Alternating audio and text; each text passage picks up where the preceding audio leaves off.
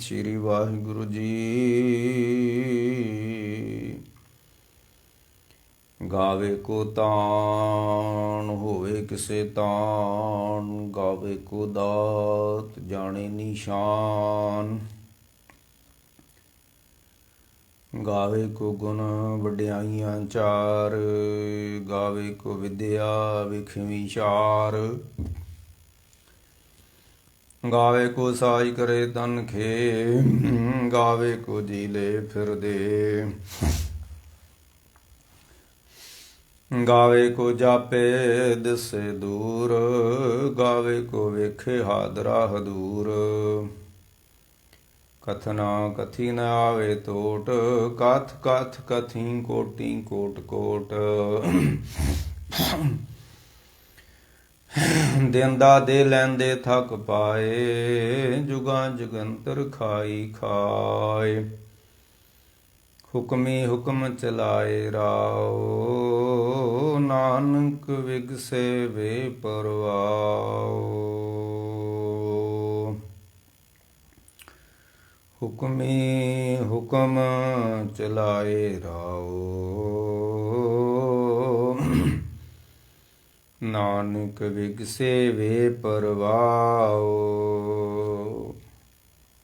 ਵਾਹਿਗੁਰੂ ਜੀ ਕਾ ਖਾਲਸਾ, ਵਾਹਿਗੁਰੂ ਜੀ ਕੀ ਫਤਿਹ। ਗੁਰੂ ਪਿਆਰੇ ਗੁਰੂ ਸਵਾਰੀ ਸਾਧ ਸੰਗਤ ਜੀਓ, ਜਿਹੜਾ ਆਪਾਂ ਜਪਜੀ ਸਾਹਿਬ ਦੀ ਕਥਾ ਆਰੰਭ ਕੀਤੀ ਹੋਈ ਆ, ਤੇ ਕੱਲ ਆਪਾਂ ਇੱਕ ਦੂਜੀ ਪੌੜੀ ਦੀ ਵਿਆਖਿਆ ਕੀਤੀ ਸੀ। ਮਹਾਰਾਜ ਨੇ ਪਹਿਲੀ ਪੌੜੀ 'ਚ ਕਿਹਾ ਸੀ ਕਿ ਨਾਨਕ ਹੁਕਮੇ ਜੇ ਬੁੱਝੇ, ਤਾਂ ਹਉਮੈ ਕਹੇ ਨਾ ਕੋਈ। ਤੇ ਦੂਸਰੀ ਪੌੜੀ ਵਿੱਚ ਵੀ ਹੁਕਮ ਦਾ ਹੀ ਜ਼ਿਕਰ ਕੀਤਾ ਸੀ ਕਿ ਹੁਕਮੀ ਹੋਵਣ ਆਕਾਰ, ਹੁਕਮ ਨ ਕਹਿਆ ਜਾਈ। ਹੁਕਮੀ ਹੋਵਣ ਜੀ, ਹੁਕਮ ਲੈ ਵਡਿਆਈ। ਹੁਕਮੀ ਉਤਮ ਨੀਚ, ਇੱਕ ਹੁਕਮੀ ਸਦਾ ਭਵਾਈਏ। ਨਾਨਕ ਹੁਕਮੇ ਜੇ ਬੁੱਝੇ, ਤਾਂ ਹਉਮੈ ਕਹੇ ਨਾ ਕੋਈ। ਪਹਿਲੀ ਪੌੜੀ ਜ਼ਿਕਰ ਕੀਤਾ ਸੀ ਕਿ ਹੁਕਮ ਰਜਾਈ ਚੱਲਣਾ, ਨਾਨਕ ਲਿਖਿਆ ਨਾਲ। ਦੂਜੀ ਪੌੜੀ 'ਚ ਕਹਿੰਦੇ ਨਾਨਕ ਹੁਕਮੇ ਜੇ ਬੁੱਝੇ, ਤਾਂ ਹਉਮੈ ਕਹੇ ਨਾ ਕੋਈ। ਅੱਜ ਹੁਣ ਤੀਸਰੀ ਪੌੜੀ 'ਚ ਮਹਾਰਾਜ ਕਹਿੰਦੇ ਨੇ ਹੁਕਮੀ ਹੁਕਮ ਚਲਾਏ ਰਾਓ, ਨਾਨਕ ਵਿਗਸੇ ਵੇ ਪਰਵਾਓ। ਇਹ ਕਥਾ ਆਰੰਭ ਕਰਨ ਤੋਂ ਪਹਿਲਾਂ ਜਪਜੀ ਸਾਹਿਬ ਦਾ ਪਾਠ ਆਪਾਂ ਕਰਦੇ ਸੀ, ਤੇ ਪਰ ਜੋ ਗੱਲਾਂ ਹੁਣ ਜਪਜੀ ਸਾਹਿਬ 'ਚ ਹੁਣ ਲੱਭਣ ਦਈਆਂ, ਇਹ 30 ਸਾਲ ਤੋਂ ਪਾਠ ਕਰਦੇ ਆਉ ਰਹੇ, ਵਿਚਾਰਿਆ ਹੀ ਨਹੀਂ, ਕਦੀ ਖਿਆਲ ਨਹੀਂ ਕੀਤਾ। ਤੇ ਇੱਥੇ ਹੁਣ ਮਹਾਰਾਜ ਨੇ ਭਾਣੇ ਦੀ ਗੱਲ ਕੀਤੀ ਹੈ। ਹੁਕਮ ਰਜਾਹੀ ਚੱਲਣਾ, ਨਾਨਕ ਹੁਕਮੇ ਜੇ ਬੁੱਝੇ। ਹੁਕਮੀ ਹੁਕਮ ਚਲਾਏ ਰਾਓ, ਨਾਨਕ ਵਿਗਸੇ ਵੇ ਪਰਵਾਓ। ਤੇਰੇ ਹੁਕਮੇ ਸਾਹਮਣੇ ਆਇਆ, ਤੇਰੇ ਭਾਣੇ ਸਾਹਮਣੇ ਆਇਆ। ਧਰਤੀ ਤੇ ਜੋ ਕੁਝ ਵੀ ਰੁੱਤਾਂ ਥਿੱਤਾਂ ਵਾਰਾਂ, ਦਿਨ ਪਹਾੜ, ਸਰਦੀ ਗਰਮੀ, ਜੋ ਕੁਝ ਵਾਪਰ ਰਿਹਾ ਏ, ਇਹ ਉਹਦੀ ਬਣਾਈ ਵਿਧੀ ਵਿਧਾਨ ਦੇ ਮੁਤਾਬਕ ਹੀ ਵਾਪਰ ਰਿਹਾ ਏ, ਹੋ ਰਿਹਾ ਏ। ਬਰਫ਼ ਪੈ ਰਹੀ ਆ, ਸੋਕਾ ਪੈ ਰਿਹਾ ਏ, ਕਿਤੇ ਮਾਰੂ ਥਲ ਹੈ, ਕਿਤੇ ਕੁਛਵਾ, ਕਿਤੇ ਕੁਛਵਾ। ਤੇ ਹੁਕਮੀ ਹੋਵਣ ਆਕਾਰ, ਇਹ ਦਿਸਦਾ ਆਕਾਰ ਉਹਦੇ ਹੁਕਮ 'ਚ ਹੋਇਆ ਏ। ਤੇ ਮਹਾਰਾਜ ਇੱਕ ਇਸੇ ਜਪਜੀ ਸਾਹਿਬ 'ਚ ਅੱਗੇ ਚੱਲ ਕੇ ਕਹਿੰਦੇ ਨੇ ਕਿ ਕਵਣ ਸੇ ਰੁੱਤੀ, ਅਸੀਂ ਇਹਨੂੰ ਇਕੱਠਾ ਹੀ ਪੜ੍ਹ ਦਿੰਦੇ ਹਾਂ। ਕਵਣ ਸਰੂਤੀ, ਕੌਣ ਸਰੂਤੀ, ਕੌਣ ਸਰੂਤੀ ਮਹਾ ਕਾਮਣ, ਜਿਤ ਹੋਆ ਆਕਾਰ। ਬਸ ਜਪਜੀ ਸਾਹਿਬ ਜਿਹੜਾ ਨਾ ਭਾਈ, ਇਹ ਸਾਰੇ ਬ੍ਰਹਿਮੰਡ ਦਾ ਗਿਆਨ ਵਾ। ਵੀ ਮੇਰੇ ਵਰਗੇ ਕੋਈ 7 ਮਿੰਟਾਂ 'ਚ ਪੜ੍ਹ ਲੈਂਦਾ ਤੇ ਕੋਈ 5 ਮਿੰਟਾਂ 'ਚ ਪੜ੍ਹ ਕੇ ਤੇ ਉਹ ਆਪਣਾ ਫਰਜ਼ ਨਿਭਾ ਲੈਂਦਾ। ਕਈ ਕਹਿਣਗੇ ਸਾਡੇ ਬਾਬਾ ਤੇ 100 ਪਾਠ ਜਪਜੀ ਸਾਹਿਬ ਦਾ ਕਰਦਾ ਸੀ। ਲੋ ਮਹਾਰਾਜ ਕਹਿੰਦੇ ਕਵਣ ਸੇ ਰੁੱਤੀ ਮਹਾ ਕਵਣ ਸੇ ਰੁੱਤੀ, ਇਹਨੂੰ ਇਸ ਤਰ੍ਹਾਂ ਪੜ੍ਹਨਾ। ਅਸੀਂ ਇਕੱਠਾ ਹੀ ਪੜ੍ਹਦੇ ਨੇ ਕਵਣ ਸੇ ਰੁੱਤੀ ਮਹਾ ਕਵਣ ਜਿਤ ਆਕਾਰ, ਨਹੀਂ ਕਵਣ ਸੇ ਰੁੱਤੀ। ਹੁਣ ਇਸ ਵੇਲੇ ਹੁਣ ਆਪਣੀ ਰੁੱਤ ਚੱਲਣ ਦਾ ਹੀ ਹੈ ਨਾ ਬਸੰਤ ਬਹਾਰ, ਤੇ ਹੁਕਮੀ ਹੋਵਣ ਆਕਾਰ।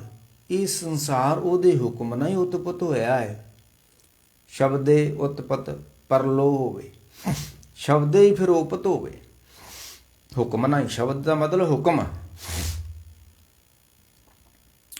ਮਰ ਕਹਿੰਦੇ ਕਵਣ ਸੇ ਰੁੱਤੀ ਮਹਾ ਕਵਣ ਜਿਤ ਹੋਆ ਆਕਾਰ। ਇਹ ਆਕਾਰ ਕਦੋਂ ਬਣਿਆ ਹੈ, ਕਿਵੇਂ ਬਣਿਆ ਹੈ? ਹੁਕਮੀ ਹੋਵਣ ਆਕਾਰ ਹੁਕਮ ਨਾ ਕਹਿਆ ਜਾਈ। ਇਹ ਬਣਿਆ ਕਿਵੇਂ ਆ? ਸਾਹਿਬ ਕਹਿੰਦੇ ਇਹ ਨਹੀਂ ਕਿਹਾ ਜਾ ਸਕਦਾ। ਬਣਿਆ ਉਹਦੇ ਹੁਕਮ ਨਾਲ, ਪਰ ਬਣਿਆ ਕਿਵੇਂ ਆ, ਕਿਵੇਂ ਉਹਨੇ ਬਣਾਇਆ ਵਾ, ਇਹ ਨਹੀਂ ਕਿਹਾ ਜਾ ਸਕਦਾ। ਹੁਕਮੀ ਹੋਵਣ ਆਕਾਰ ਹੁਕਮ ਨਾ ਕਹਿਆ ਜਾਈ। ਕਿਵ ਕਰ ਆਖਾਂ ਕਿਵ ਸਲਾਹੀ।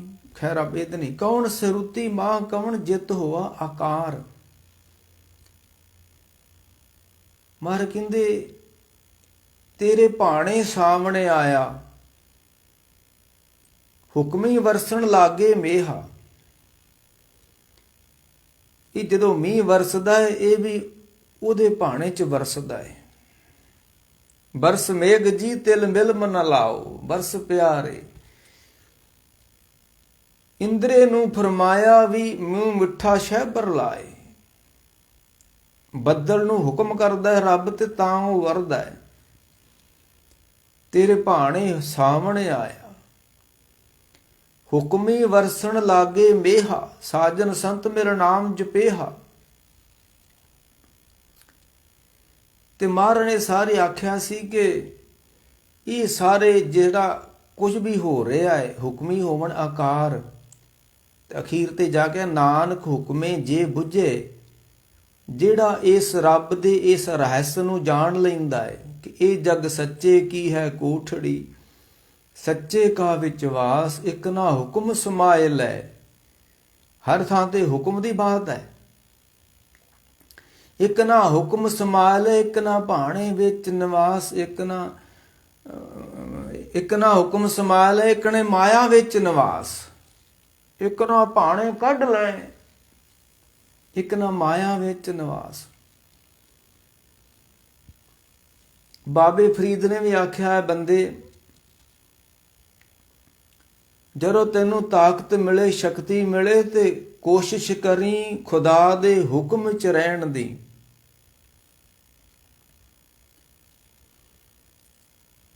ਕੰਦੀ ਵਹਿਣ ਨਾ ਢਾਏ ਤੋ ਵੀ ਲੇਖਾ ਦੇਵਣਾ, ਜਿੱਧਰ ਰੱਬ ਰਜਾਏ। ਰਜਾ ਕਹਿ ਲੋ ਜਾਂ ਹੁਕਮ ਕਹਿ ਲੋ, ਅਰਥ ਤਾਂ ਇੱਕ ਹੀ ਚੱਲਣਾ ਹੈ। ਕੰਦੀ ਵਹਿਣ ਨਾ ਢਾਏ ਤੋ ਵੀ ਲੇਖਾ ਦੇਵਣਾ, ਜਿੱਧਰ ਰੱਬ ਰਜਾਏ। ਵਹਿਣ ਤੇ ਤਾਉ ਗਉ ਕਰੇ। ਤੂੰ ਆਪਣੀ ਜ਼ਿੰਦਗੀ ਦਾ ਵਹਿਣ ਉਸ ਪਾਸੇ ਨੂੰ ਲੈ ਕੇ ਜਾਏ ਜਿੱਧਰ ਨੂੰ ਰੱਬ ਦਾ ਹੁਕਮ ਹੈ। ਕਿਸੇ ਨੇ ਬੜਾ ਲਿਖਿਆ ਸੀ ਕਿ ਤੇਰੇ ਹੁਕਮੇ ਹਾੜ ਧਰਤ ਨੂੰ ਸਾੜਦਾ। ਜਦੋਂ ਹਾੜ ਮਹੀਨੇ ਵਿੱਚ ਗਰਮੀ ਪੈਂਦੀ ਆ ਤੇ ਉਹ ਕਿਹਦੇ ਹੁਕਮ ਨਾਲ ਪੈਂਦੀ ਆ? ਹੁਕਮੀ ਹੁਕਮ ਚਲਾਏ ਰਾਓ।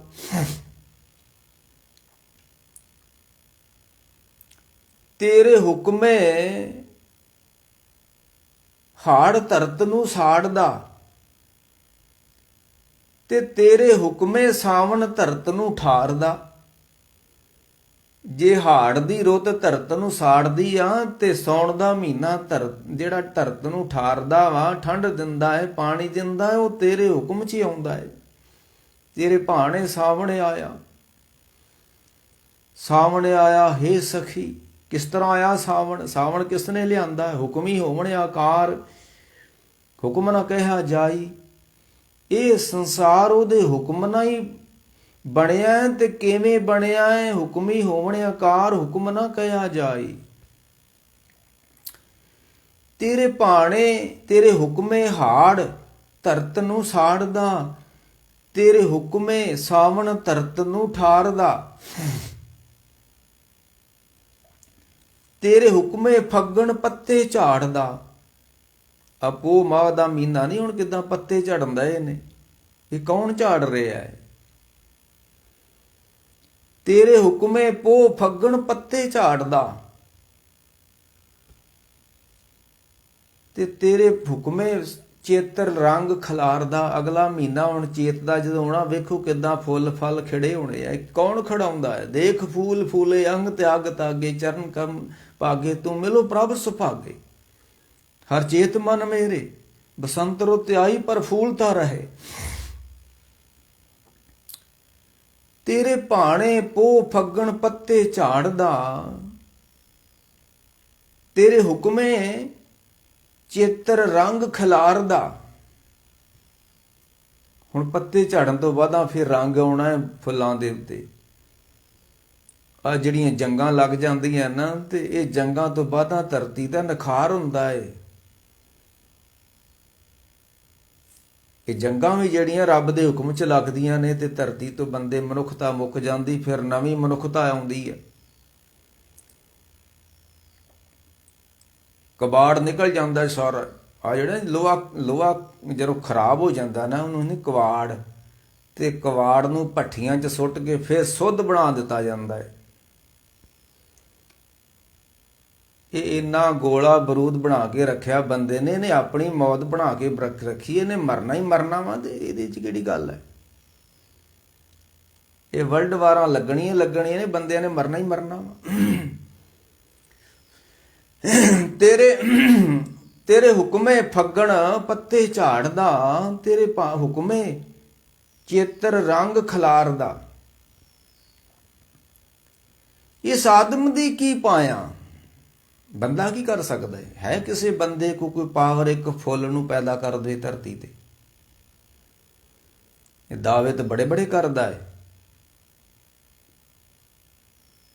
ਅਗਨ ਬਨਸਪਤ ਭੀਤਰ ਮੌਲੀ, ਸਾਗਰ ਪੰਡੇ ਪਾਇਆ। ਭੀਤਰ ਅਗਨ, ਅੱਗ ਦੇ ਵਿੱਚ ਫੁੱਲ ਉਗ ਰਹੇ ਨੇ। ਰੱਬ ਦੀ ਲੀਲਾ ਵੇਖੋ। ਹੁਕਮੀ ਹੋਵਣ ਆਕਾਰ ਹੁਕਮ ਨਾ ਕਹਿਆ ਜਾਈ, ਹੁਕਮੀ ਹੋਵਣ ਜੀ ਹੁਕਮ ਲੈ ਵਡਿਆਈ। ਭੀਤਰ ਅਗਨ, ਰੁੱਖ ਜਿਹੜਾ ਵਾ ਇਹ ਕੀ ਆ? ਇਹਦੇ ਵਿੱਚ ਜਾਓਗੇ ਨਾ, ਤੇ ਅੱਗ ਵਾ। ਰੁੱਖ ਜਿਹੜਾ ਕੀ ਇੱਕ ਅੱਗ ਵਾ, ਤੇ ਅੱਗ ਦੇ ਵਿੱਚੋਂ ਕਿੱਦਾਂ ਫੁੱਲ ਪੈਦਾ ਹੋ ਰਹੇ ਨੇ। ਭੀਤਰ ਅਗਨ ਬਨਸਪਤ ਮੌਲੀ, ਸਾਗਰ ਪੰਡੇ ਪਾਇਆ। ਰੱਬ ਨੇ ਏਡਾ ਵੱਡਾ ਸਾਗਰ ਇੱਕ ਪੰਡ ਵਿੱਚ ਪਾ ਕੇ ਰੱਖਿਆ ਹੋਇਆ ਉਸ ਨੂੰ। ਇਸ ਆਦਮ ਦੀ ਕੀ ਪਾਇਆ? ਇਹ ਤਾਂ ਸਾਰਾ ਖੇਲ ਕਰਤਾਰ ਦਾ। ਇਹ ਜੋ ਕੁਝ ਸੰਸਾਰ ਦੀ ਰਚਨਾ ਹੋਈ, ਇਹਦੇ 'ਚ ਬੰਦੇ ਦੀ ਕੋਈ ਨਹੀਂ ਹੈ, ਇਹ ਸਭ ਉਸ ਦੀ ਹੈ। ਇਸ ਆਦਮ ਦੀ ਕੀ ਪਾਇਆ? ਇਹ ਤਾਂ ਕਰਤਾ ਰੰਗ ਖਿਲਾਰਦਾ। ਤੋ ਇਹ ਸੀ ਜਿਹੜਾ ਕੱਲ ਆਪਾਂ ਪੌੜੀ 'ਚ ਵਿਚਾਰ ਕੀਤੀ ਕਿ ਹੁਕਮੀ ਹੋਵਣ ਆਕਾਰ। ਅੱਜ ਜਿਹੜੀ ਪੌੜੀ ਆ ਨਾ, ਉਹ ਥੋੜੀ ਜਿਹੀ ਉਸ ਤੋਂ ਵੀ ਔਖੀ ਆ ਕੰਮ। ਉਸ ਨੂੰ ਸਮਝਣਾ ਥੋੜਾ ਜਿਹਾ ਮੁਸ਼ਕਲ ਹੈ। ਹੁਣ ਗੁਰੂ ਸਾਹਿਬ ਗੱਲ ਜਿਹੜੀ ਇੱਥੋਂ ਆਰੰਭ ਕਰਦੇ ਨੇ ਤੀਸਰੀ ਪੌੜੀ ਦੀ, ਕਿ ਗਾਵੇ ਕੋ ਤਾਣ ਹੋਵੇ ਕਿਸੇ ਤਾਣ, ਗਾਵੇ ਕੋ ਦਾਤ ਜਾਣੇ ਨਿਸ਼ਾਨ। ਗਾਵੇ ਦਾ ਕੀ ਅਰਥ ਵਾ? ਗੱਲ ਤੇ ਬਣਨੀ ਹੈ ਨਾ। ਹੁਣ ਜਦੋਂ ਕਿਸੇ ਦਾ ਅਰਥ ਨਾ ਲੱਭੇ, ਸ਼ਬਦ ਦਾ ਅਰਥ ਨਾ ਲੱਭੇ, ਤੇ ਉਹਦਾ ਅਰਥ ਹੁੰਦਾ ਰਹਾਉ ਦੇ ਵਿੱਚ। ਤੇ ਜਦੋਂ ਕਿਸੇ ਸ਼ਲੋਕ ਦਾ ਅਰਥ ਨਾ ਲੱਭੇ, ਤੇ ਉਹਦਾ ਅਰਥ ਹੁੰਦਾ ਹੈ ਪੌੜੀ ਦੀ ਆਖਰੀ ਤੁਕ ਦੇ ਅੰਦਰ। ਪੌੜੀ ਦਾ ਅਰਥ ਜਿਹੜਾ ਅਰਥ ਹੁੰਦਾ ਹੈ ਪੌੜੀ ਦੀ ਆਖਰੀ ਲਾਈਨ ਵਿੱਚ ਹੁੰਦਾ ਹੈ। ਇਹ ਜਿਹੜੀਆਂ ਜਪਜੀ ਸਾਹਿਬ ਦੀਆਂ ਪੌੜੀਆਂ ਨੇ ਨਾ, ਕਿ ਸੋਚੇ ਸੋਚ ਨਾ ਹੋ ਬਈ, ਤੇ ਇਹਦਾ ਅਖੀਰ ਤੇ ਜਾ ਕੇ ਆ ਵੀ ਨਾ ਹੁਕਮ ਰਜਾਹੀ ਚੱਲਣਾ ਨਾਨਕ ਲਿਖਿਆ ਨਾਲ। ਇੱਥੋਂ ਗੱਲ ਆਰੰਭ ਕਰਨੀ ਸੀ ਆਪਾਂ।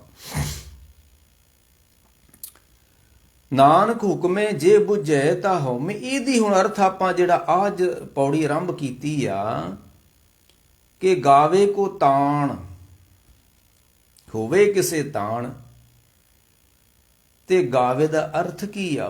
ਉਦਾਂ ਤਾਂ ਵੈਸੇ ਬਾਣੀ ਨੇ ਕਿਹਾ ਵੀ ਜਿਸ ਅੰਦਰ ਰੰਗ ਸੋਈ ਗੁਣ ਗਾਵੇ। ਗਾਉਂਦਾ ਉਹ ਬੰਦਾ ਹੁੰਦਾ ਜਿਹਦੇ ਅੰਦਰ ਆਨੰਦ ਹੋਵੇ ਕੋਈ, ਤੇ ਜੇ ਅੰਦਰ ਗਮ ਹੋਏ ਤੇ ਫਿਰ ਬੰਦਾ ਗਾਉਂਦਾ ਨਹੀਂ ਗਾ, ਫਿਰ ਬੰਦਾ ਰੋਂਦਾ ਵਾ। ਰੋਣਾ ਉਦੋਂ ਨਿਕਲਦਾ ਜਦੋਂ ਗਮ ਹੋਵੇ, ਤੇ ਗਾਉਂਦਾ ਉਦੋਂ ਆ ਜਦੋਂ ਆਨੰਦ ਹੋਵੇ। ਮਰ ਕੇ ਜਿਸ ਅੰਦਰ ਰੰਗ ਸੋਈ ਗੁਣ ਗਾਵੇ। ਰੱਬ ਨੂੰ ਕੌਣ ਗਾ ਸਕਦਾ ਹੈ? ਵੈਸੇ ਆ ਜਿਹੜੇ ਅਸੀਂ ਕੀਰਤਨ ਕਰਦੇ ਹਾਂ ਤੇ ਇਹ ਤੇ ਡਿਊਟੀਆਂ ਕਰਦੇ ਨੇ ਪੂਰੀਆਂ ਆਪਣੀਆਂ, ਗਾਉਂਦੇ ਥੋੜਾ ਵਾ। ਗਾ ਤੇ ਹੋ ਸਕਦਾ ਜਿਹਦੇ ਅੰਦਰ ਆਨੰਦ ਹੋਵੇ। ਇਹ ਤੇ ਡਿਊਟੀ ਲੱਗੀ ਹੁੰਦੀ ਹੈ ਵੀ ਇੰਨੇ ਤੋਂ ਇੰਨੇ ਤੁਹਾਡੀ ਡਿਊਟੀ ਤੁਸੀਂ ਕੀਰਤਨ ਕਰਨਾ, ਤੇ ਇੰਨੇ ਤੋਂ ਇੰਨੇ ਤੁਹਾਡੀ ਡਿਊਟੀ ਤੁਸੀਂ ਕਥਾ ਕਰਨੀ। ਅਸੀਂ ਤੇ ਡਿਊਟੀਆਂ ਦਿੰਨੇ, ਗਾਉਂਦੇ ਥੋੜਾ ਵਾ, ਕੱਥਦੇ ਥੋੜਾ ਵਾ। ਗਾਉਂਦਾ ਕੋਈ ਵਿਰਲਾ ਵਿਰਲਾ ਧਰਤੀ ਤੇ ਆ। ਹਾਂ, ਬਾਬਾ ਅਤਰ ਸਿੰਘ ਜੀ ਨੇ ਗਾਇਆ, ਜਿਹੜਾ ਮਨੁੱਖ ਅੰਦਰੋਂ ਆਨੰਦ ਨਾਲ ਭਰ ਜਾਊਗਾ ਉਹ ਫਿਰ ਗਾਊਗਾ। ਤਾਂ ਖੁਸ਼ੀ ਦੇ ਮੌਕੇ ਲੋਕੀ ਕਿਉਂ ਨੱਚਦੇ ਨੇ? ਅੰਦਰ ਆਨੰਦ ਹੁੰਦਾ ਉਹਨਾਂ ਦੇ। ਗਮੀ ਦੇ ਮੌਕੇ ਲੋਕੀ ਕਿਉਂ ਰੋਂਦੇ ਨੇ? ਅੰਦਰ ਦੁੱਖ ਹੁੰਦਾ ਹੈ, ਉਹ ਬਾਹਰ ਕੱਢਦੇ ਨੇ। ਜਿਹੜੀ ਚੀਜ਼ ਅੰਦਰ ਵੜ ਗਈ ਨਾ, ਉਹ ਤੁਸੀਂ ਬਾਹਰ, ਜੋ ਜੀ ਹੋਏ ਸੋ ਉਗਵੈ। ਜੋ ਅੰਦਰ ਚਲ ਗਿਆ ਨਾ ਤੁਹਾਡੇ, ਉਹ ਉਗਣਾ ਵਾ। ਅੰਦਰ ਆਨੰਦ ਚਲ ਗਿਆ ਤੇ ਇਹ ਬਾਹਰ ਨੂੰ ਉਗਣਾ ਵਾ। ਤੁਸੀਂ ਗਾਉਣਾ ਵਾ, ਤੁਸੀਂ ਨੱਚਣਾ ਵਾ।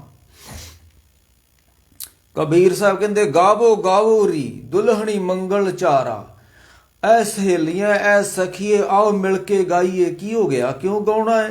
ਹਮਰੇ ਘਰ ਆਇਆ ਰਾਜਾ ਰਾਮ ਪਤਾਰਾ, ਮੈਨੂੰ ਉਹ ਖਸਮ ਮਿਲ ਗਿਆ। ਤੇ ਜਦੋਂ ਮਿਲਿਆ ਆਨੰਦ ਬੜਾ ਮਿਲਿਆ, ਤੇ ਜਦੋਂ ਆਨੰਦ ਮਿਲਦਾ ਉਦੋਂ ਬੰਦਾ ਗਾਉਂਦਾ ਹੈ। ਗਾਵੋ ਗਾਵੋ ਰੀ ਦੁਲਹਨੀ ਦੁਲਹਣੀ ਮੰਗਲ ਚਾਰਾ, ਮੇਰੇ ਘਰੇ ਆਏ ਰਾਜਾ ਰਾਮ ਪਤਾਰਾ। ਜੋ ਜੀ ਹੋਏ ਸੋ ਗੁਵੈ, ਮੂੰਹ ਕਾ ਕੇ ਆਵਾ। ਬਾਹਰ ਕਹਿੰਦੇ ਜਿਸ ਅੰਦਰ ਰੰਗ ਸੋਈ ਗੁਣ ਗਾਵੇ।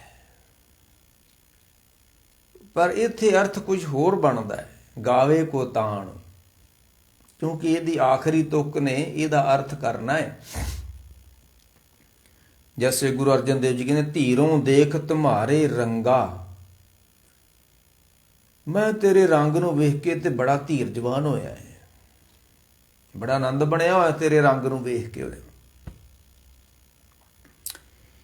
ਇਹ ਜਿਹੜਾ ਪੌੜੀ ਹੈ ਨਾ ਸਾਡੀ, ਕਿ ਗਾਵੇ ਕੋ ਤਾਣ ਹੋਵੇ ਕਿਸੇ ਤਾਣ, ਗਾਵੇ ਕੋ ਦਾਤ ਜਾਲੇ ਨਿਸ਼ਾਨ, ਗਾਵੇ ਕੋ ਗੁਣ ਵਡਿਆਈਆਂ ਚਾਰ, ਗਾਵੇ ਕੋ ਵਿਦਿਆ ਵਿਖਮ ਵਿਚਾਰ।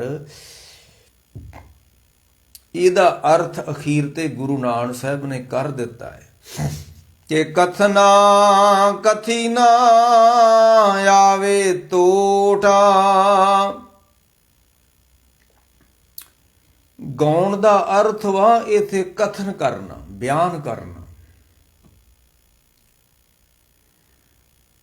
ਕਥਨਾ ਕਥੀ ਨਾ ਆਵੇ ਤੋਟ, ਕਥ ਕਥ ਕਥੀ ਕੋਟੀ ਕੋਟ ਕੋਟ।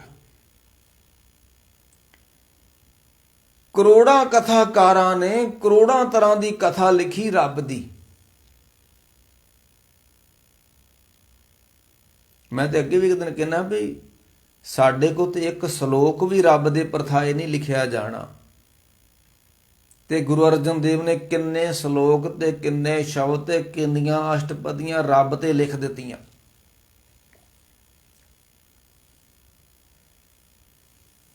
ਇਹ ਜਿਹੜਾ ਜਪਜੀ ਸਾਹਿਬ ਹੈ ਨਾ, ਇਹ ਸਾਰੇ ਬ੍ਰਹਿਮੰਡ ਦਾ ਗਿਆਨ ਤੁਸੀਂ ਜਦੋਂ ਪੜ੍ਹਦੇ ਜਾਓਗੇ ਨਾ ਅੱਗੇ, ਕਿ ਆਸਣ ਲੋਹੇ ਲੋਹੇ ਭੰਡਾਰ ਤੋਂ ਜਦੋਂ ਅਸੀਂ ਅੱਗੇ ਲੰਘਾਂਗੇ ਇਸ ਨੂੰ ਪੜ੍ਹਦੇ ਹਾਂ ਜਪਜੀ ਸਾਹਿਬ ਨੂੰ, ਕਿ ਆਖਣ ਜੋਰ ਚੁੱਪੇ ਨਾ ਜੋਰ। ਇਸ ਤੋਂ ਜਦੋਂ ਅਗਲੀ ਪੌੜੀ ਤੇ ਅਸੀਂ ਜਾਓਗੇ ਨਾ, ਜਿਸਾ ਜੋਰ ਕਰ ਵੇਖੇ ਸੋਏ ਨਾਨਕ ਉੱਤਮ ਨੀਚ ਨਾ ਕੋਏ। ਤੇ ਅਗਲੀ ਪੌੜੀ ਜਿਹੜੀ ਨੇ ਰਾਤੀ ਰੁੱਤੀ ਥਿੱਤੀ ਵਾਰ ਪੌਣ ਪਾਣੀ ਅਗਨੀ ਪਤਾਲ, ਇਹ ਸਾਰੇ ਬ੍ਰਹਿਮੰਡ ਦਾ ਗਿਆਨ ਹੈ। ਰਾਤੀ ਰੁੱਤੀ ਥਿੱਤੀ ਵਾਰ ਪੌਣ ਪਾਣੀ ਅਗਨੀ ਪਤਾਲ, ਤਿਸ ਵਿੱਚ ਧਰਤੀ ਥਾਪ ਰੱਖੀ ਧਰਮਸਾਲ। ਕੱਲੀ ਕੱਲੀ ਗੱਲ ਨੂੰ ਵਾਚਿਓ ਜੀ। ਤਿਸ ਵਿੱਚ ਧਰਤੀ ਥਾਪ ਰੱਖੀ ਧਰਮਸਾਲ, ਤਿਸ ਵਿੱਚ ਜੀ ਜੂਤ ਕੇ ਰੰਗ, ਤਿਨ ਕੇ ਨਾਮ ਅਨੇਕ ਅਨੰਤ।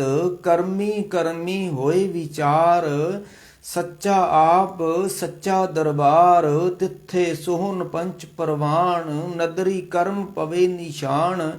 ਕੱਚ ਪਕਾਈ ਉਥੇ ਪਾਏ, ਨਾਨਕ ਗਿਆ ਜਾਪੇ ਜਾਏ। ਇਹ ਸਾਰੇ ਬ੍ਰਹਿਮੰਡ ਦਾ ਗਿਆਨ ਆ।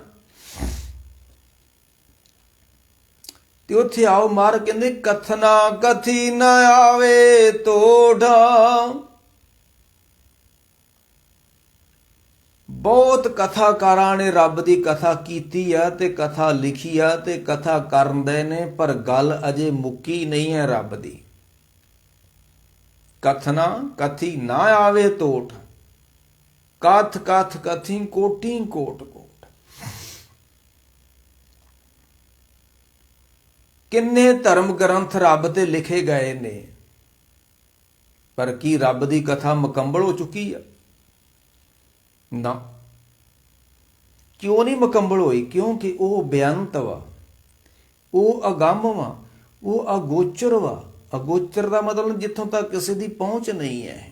ਅਗੰਮ ਦਾ ਵੀ ਅਰਥ ਉਹੀ ਹੈ, ਜਿੱਥੋਂ ਤੱਕ ਕਿਸੇ ਦੀ ਪਹੁੰਚ ਨਹੀਂ ਹੈ। ਤੇ ਮਹਾਰਾਜ ਕਹਿੰਦੇ ਕਿਸ ਰੂਪ ਚ ਰੱਬ ਨੂੰ ਲੋਕਾਂ ਨੇ ਕਥਨ ਕੀਤਾ ਹੈ। ਕਥਨਾ ਕਥੀ ਨਾ ਆਵੇ ਤੋਟਾ, ਕਥ ਕਥ ਕਥੀ ਕੋਟੀ ਕੋਟ। ਕਿਸ ਤਰ੍ਹਾਂ ਕਥਨ ਕੀਤਾ ਹੈ? ਗਾਵੇ ਕੋ ਤਾਣ, ਕਿਸੇ ਨੇ ਰੱਬ ਦੇ ਬਾਰੇ ਬਿਆਨ ਕੀਤਾ ਕਿ ਉਹ ਤਾਣਵਾ, ਉਹ ਸ਼ਕਤੀ ਹੈ। ਪਰਮਾਤਮਾ ਕੋਈ ਵਿਅਕਤੀ ਨਹੀਂ ਆ, ਪਰਮਾਤਮਾ ਕੋਈ ਮੂਰਤ ਨਹੀਂ ਹੈ। ਤੇ ਦੁਨੀਆ ਨੂੰ ਸਮਝ ਨਹੀਂ ਆ ਰਹੀ ਤੇ ਦੁਨੀਆ ਭਟਕ ਰਹੀ ਹੈ। ਮੈਂ ਤੇ ਅੱਗੇ ਵੀ ਕਹਿਣਾ ਹੁੰਦਾ, ਜਿੱਥੇ ਕਰਤਾਰਪੁਰ ਦਾ ਰਾਹ ਖੁੱਲਾ ਤੇ ਉਰਲੇ ਪਾਸੇ ਪਾਕਿਸਤਾਨ ਤੋਂ ਜਥਾ ਆਇਆ ਡੇਰਾ ਬਾਬਾ ਨਾਨਕ, ਤੇ ਉਹ ਇੱਥੇ ਆਣ ਕੇ ਕਹਿਣ ਲੱਗੇ ਵੀ ਅਸੀਂ ਬਹੁਤ ਭਾਗਾਂ ਵਾਲੇ, ਸਾਨੂੰ ਡੇਰਾ ਬਾਬਾ ਨਾਨਕ ਜੀ ਦੇ ਦਰਸ਼ਨ ਹੋਏ ਨੇ। ਤੇ ਜਿਹੜੇ ਡੇਰੇ ਬਾਬੇ ਨਾਨਕ ਰਹਿੰਦੇ ਨੇ ਲੋਕ, ਉਹ ਜਦੋਂ ਪਰਲੇ ਪਾਸੇ ਜਾਂਦੇ ਕਹਿੰਦੇ ਅਸੀਂ ਭਾਗਾਂ ਵਾਲੇ, ਸਾਨੂੰ ਪਰਲੇ ਕਰਤਾਰਪੁਰ ਦੇ ਦਰਸ਼ਨ ਹੋ ਗਏ ਨੇ। ਦੁਨੀਆ ਭਟਕ ਰਹੀ ਹੈ। ਤੇ ਇਹ ਦੁਨੀਆ ਜਿਹੜੀ ਭਟਕ ਰਹੀ ਆ, ਇਸ ਭਟਕ ਦੇ ਪਿੱਛੇ ਸਾਡੇ ਪ੍ਰਚਾਰਕਾਂ ਦਾ ਹੱਥ ਵਾ। ਉਹ ਨਹੀਂ ਦੱਸ ਰਹੇ ਤੁਹਾਨੂੰ ਵੀ ਤੁਸੀਂ ਨਾ ਭਟਕੋ ਜੀ। ਉਹ ਪਾਕਿਸਤਾਨ ਵਾਲੇ ਡੇਰੇ ਆਣ ਕੇ ਕਹਿੰਦੇ ਅਸੀਂ ਵੱਡਾ ਭਾਗੇ ਵਾਲੇ, ਤੇ ਡੇਰੇ ਵਾਲੇ ਪਰਲੇ ਪਾਸੇ ਜਾ ਕੇ ਕਹਿੰਦੇ ਅਸੀਂ ਵੱਡੇ ਭਾਗਾਂ ਵਾਲੇ ਆ। ਤੇ ਬਾਣੀ ਕਹਿੰਦੀ ਨਹੀਂ, ਸੁਣ ਵੱਡ ਭਾਗੀਆ ਹਰ ਅੰਮ੍ਰਿਤ ਬਾਣੀ ਰਾਮ। ਤੂੰ ਅੰਮ੍ਰਿਤ ਵੇਲੇ ਆਸਾ ਦੀ ਵਾਰ ਸੁਣ ਲਈ ਤੇ ਤੂੰ ਭਾਗਾਂ ਵਾਲਾ ਵਾ। ਤੂੰ ਜਿੱਥੇ ਮਰਜੀ ਬੈਠਾ ਉੱਥੇ ਹੀ ਭਾਗਾਂ ਵਾਲਾ ਵਾ, ਤੂੰ ਘਰ 'ਚ ਹੀ ਭਾਗਾਂ ਵਾਲਾ ਵਾ। ਤੈਨੂੰ ਭਾਗ ਬਣਾਉਣ ਦੀ ਲੋੜ ਹੀ ਕੋਈ ਨਹੀਂ ਹੈ। ਕਥਨਾ ਕਥੀ ਨਾ ਆਵੇ ਤੋਟ, ਤੇ ਤੈਨੂੰ ਕਿਸ ਤਰ੍ਹਾਂ ਕਥਨ ਕੀਤਾ ਹੈ? ਗਾਵੇ ਕੋ ਤਾਣ, ਹੋਵੇ ਕਿਸੇ ਤਾਣ। ਤੈਨੂੰ ਇੱਕ ਸ਼ਕਤੀਮਾਨ ਮੰਨਿਆ ਉਹਨਾਂ ਨੇ। ਪਰਮਾਤਮਾ ਬਾਰੇ ਲਿਖਿਆ ਵੀ ਉਹ ਸ਼ਕਤੀ ਹੈ, ਵਿਅਕਤੀ ਨਹੀਂ ਹੈ। ਹੋਵੇ ਕਿਸੇ ਤਾਣ, ਤੇ ਜਿੰਨਾ ਕੁ ਕਿਸੇ ਨੇ ਅਨੁਭਵ ਕੀਤਾ ਨਾ ਪਰਮਾਤਮਾ ਨੂੰ, ਕਿਸੇ ਨੇ ਆਖਿਆ ਉਹ 7ਵੇਂ ਆਕਾਸ਼ ਤੇ ਰਹਿੰਦਾ, ਕਿਸੇ ਨੇ ਆਖਿਆ 14ਵੇਂ ਆਕਾਸ਼ ਤੇ ਰਹਿੰਦਾ। ਤੇ ਸਾਹਿਬ ਕਹਿੰਦੇ ਨੇ ਪਾਤਾਲਾਂ ਪਾਤਾਲ, ਲੱਖ ਆਗਾਸਾਂ ਆਗਾਸ। ਕਈਆਂ ਨੂੰ 7 ਆਕਾਸ਼ਾਂ ਦਾ ਗਿਆਨ ਹੋਇਆ, ਤੇ ਸਾਹਿਬ ਕਹਿੰਦੇ ਨੇ 7 ਨਹੀਂ, ਕੋਈ ਕਹਿੰਦਾ 14ਵਾਂ, 14 ਤਬਕ ਨੇ। ਸਾਹਿਬ ਕਹਿੰਦੇ ਪਾਤਾਲਾਂ ਪਾਤਾਲ, ਲੱਖ ਆਗਾਸਾਂ ਆਗਾਸ। ਓੜਕ ਓੜਕ ਭਾਲ ਥਕੇ, ਵੇਦ ਕਹਿਣ ਇੱਕ ਬਾਤ। ਕਿਸੇ ਨੇ ਕਥਨ ਕੀਤਾ ਕਿ ਗਾਵੇ ਕੋ ਤਾਣ, ਗਾਵੇ ਦਾ ਮਤਲਬ ਕਥਨ ਕਰਨਾ, ਬਿਆਨ ਕਰਨਾ, ਕਿਉਂਕਿ ਇਹਦਾ ਅਰਥ ਗਾਉਣਾ ਨਹੀਂ ਹੈ। ਹਾਂ ਠੀਕ, ਗਾਉਣਾ ਵੀ ਕਈ ਲਾ ਦਿੰਦੇ ਨੇ ਗਿਆਨੀ, ਪਰ ਨਹੀਂ, ਇਹਦਾ ਅਰਥ ਜਿਹੜਾ ਗੁਰੂ ਨਾਨਕ ਸਾਹਿਬ ਨੇ ਕੀਤਾ, ਕਥਨਾ ਕਥੀ ਨਾ ਆਵੇ ਤੋਟ। ਕਈਆਂ ਨੇ ਬਿਆਨ ਕੀਤਾ ਕਿ ਗਾਵੇ ਕੋ ਦਾਤ ਜਾਣੇ ਨੀਸ਼ਾਨ। ਇਹ ਜਿੰਨੀਆਂ ਵੀ ਧਰਤੀ ਉੱਤੇ ਦਾਤਾਂ ਨੇ, ਇਹ ਸਾਰੀਆਂ ਉਹਦੀਆਂ ਨੇ।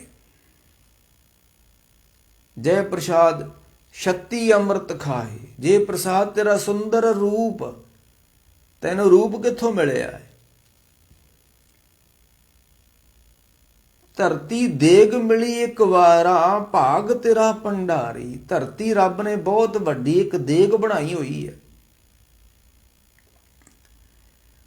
ਧਰਤੀ ਦੇਗ ਮਿਲੀ ਇੱਕ ਵੇਰਾ, ਭਾਗ ਤੇਰਾ ਭੰਡਾਰੀ। ਨਾ ਸਬੂਰ ਹੋਏ ਫਿਰ ਮੰਗੇ। ਕਈ ਇਸ ਤਰ੍ਹਾਂ ਕਥਨ ਕਰਦੇ ਨੇ ਕਿ ਧਰਤੀ ਇੱਕ ਬਹੁਤ ਵੱਡੀ ਦੇਗ ਵਾ। ਇਹ ਬਾਣੀ ਹੈ ਗੁਰੂ ਨਾਨਕ ਸਾਹਿਬ ਦੀ, ਮਾਰੂ ਰਾਮਕਲੀ ਮਹੱਲਾ ਪਹਿਲਾ। ਧਰਤੀ ਦੇਗ ਮਿਲੀ ਇੱਕ ਵੇਰਾ। ਰੱਬ ਨੇ ਧਰਤੀ ਜਿਹੜੀ ਇੱਕ ਦੇਗ ਬਣਾਈ ਆ, ਦੇਗ ਵਿੱਚ ਵੇਖੋ ਕਿੰਨਾ ਪਾਣੀ ਪਾਇਆ ਰੱਬ ਨੇ, ਮੁੱਕਾ ਪਾਣੀ ਅਜੇ ਤੱਕ। ਹਾਂ ਪਾਣੀ ਉਬਲ ਕੇ ਬਾਹਰ ਤੇ ਆਉਂਦਾ ਸਮੁੰਦਰਾਂ ਚੋਂ, ਦਰਿਆਵਾਂ ਚੋਂ, ਲੋਕਾਂ ਨੂੰ ਰੋੜਦਾ, ਪਰ ਪਾਣੀ ਮੁੱਕਾ ਨਹੀਂ ਹੈ। ਇਹ ਦੇਗ ਉਬਲ ਜਾਂਦੀ ਕਈ ਵਾਰੀ। ਧਰਤੀ ਦੇਗ ਵਾ, ਤੇ ਸਾਰਿਆਂ ਨੂੰ ਓਨਾ ਹੀ ਹਿੱਸਾ ਮਿਲਦਾ ਜਿੰਨਾ ਜਿੰਨਾ ਕਿਸੇ ਦੇ ਭਾਗ 'ਚ ਲਿਖਿਆ। ਧਰਤੀ ਦੇਗ ਵਿੱਚ ਬੜਾ ਕੁਛ ਵਾ, ਪਰ ਸਾਰਿਆਂ ਨੂੰ ਨਹੀਂ ਕੁਛ ਮਿਲਦਾ। ਜਿੰਨਾ ਕਿਸੇ ਦਾ ਭਾਗ ਵਾ ਉਹਨਾਂ ਕੁ ਦੇਗ 'ਚੋਂ ਮਿਲੀ ਜਾਂਦਾ, ਤੇ ਦੇਗ ਮੁੱਕਦੀ ਨਹੀਂ ਹੈ। ਜੋ ਕਿਛ ਪਾਇਆ ਸੋ ਏਕਾ ਵਾਰ। ਉਹਨੇ ਵੇਖੋ ਜਦੋਂ ਕੋਈ ਦੇਗ ਬਣਾਉਂਦਾ ਹੈ ਨਾ, ਉਹ ਦਾਲ ਵੀ ਪਾ ਦਿੰਦਾ, ਲੂਣ ਵੀ ਪਾ ਦਿੰਦਾ, ਮਿਰਚਾਂ ਵੀ ਪਾ ਦਿੰਦਾ, ਤੇ ਹਲਦੀ ਵੀ ਪਾ ਦਿੰਦਾ, ਤੇ ਘਿਓ ਵੀ ਪਾ ਦਿੰਦਾ, ਪਾਣੀ ਵੀ ਪਾ ਦਿੰਦਾ, ਫਿਰ ਦੇਗ ਤਿਆਰ ਹੋ ਜਾਂਦੀ। ਤੇ ਜੋ ਕਿਛ ਪਾਇਆ ਸੋ ਏਕਾ ਵਾਰ। ਧਰਤੀ ਵਿੱਚ ਰੱਬ ਨੇ ਇੱਕੋ ਵਾਰੀ ਸਭ ਕੁਝ ਨੱਪਤਾ, ਤੇ ਜਿੰਨਾ ਮਰਜ਼ੀ ਪੁੱਟੀ ਜਾਓ ਇਹ ਤੋਟ ਨਹੀਂ ਆਉਣੀ।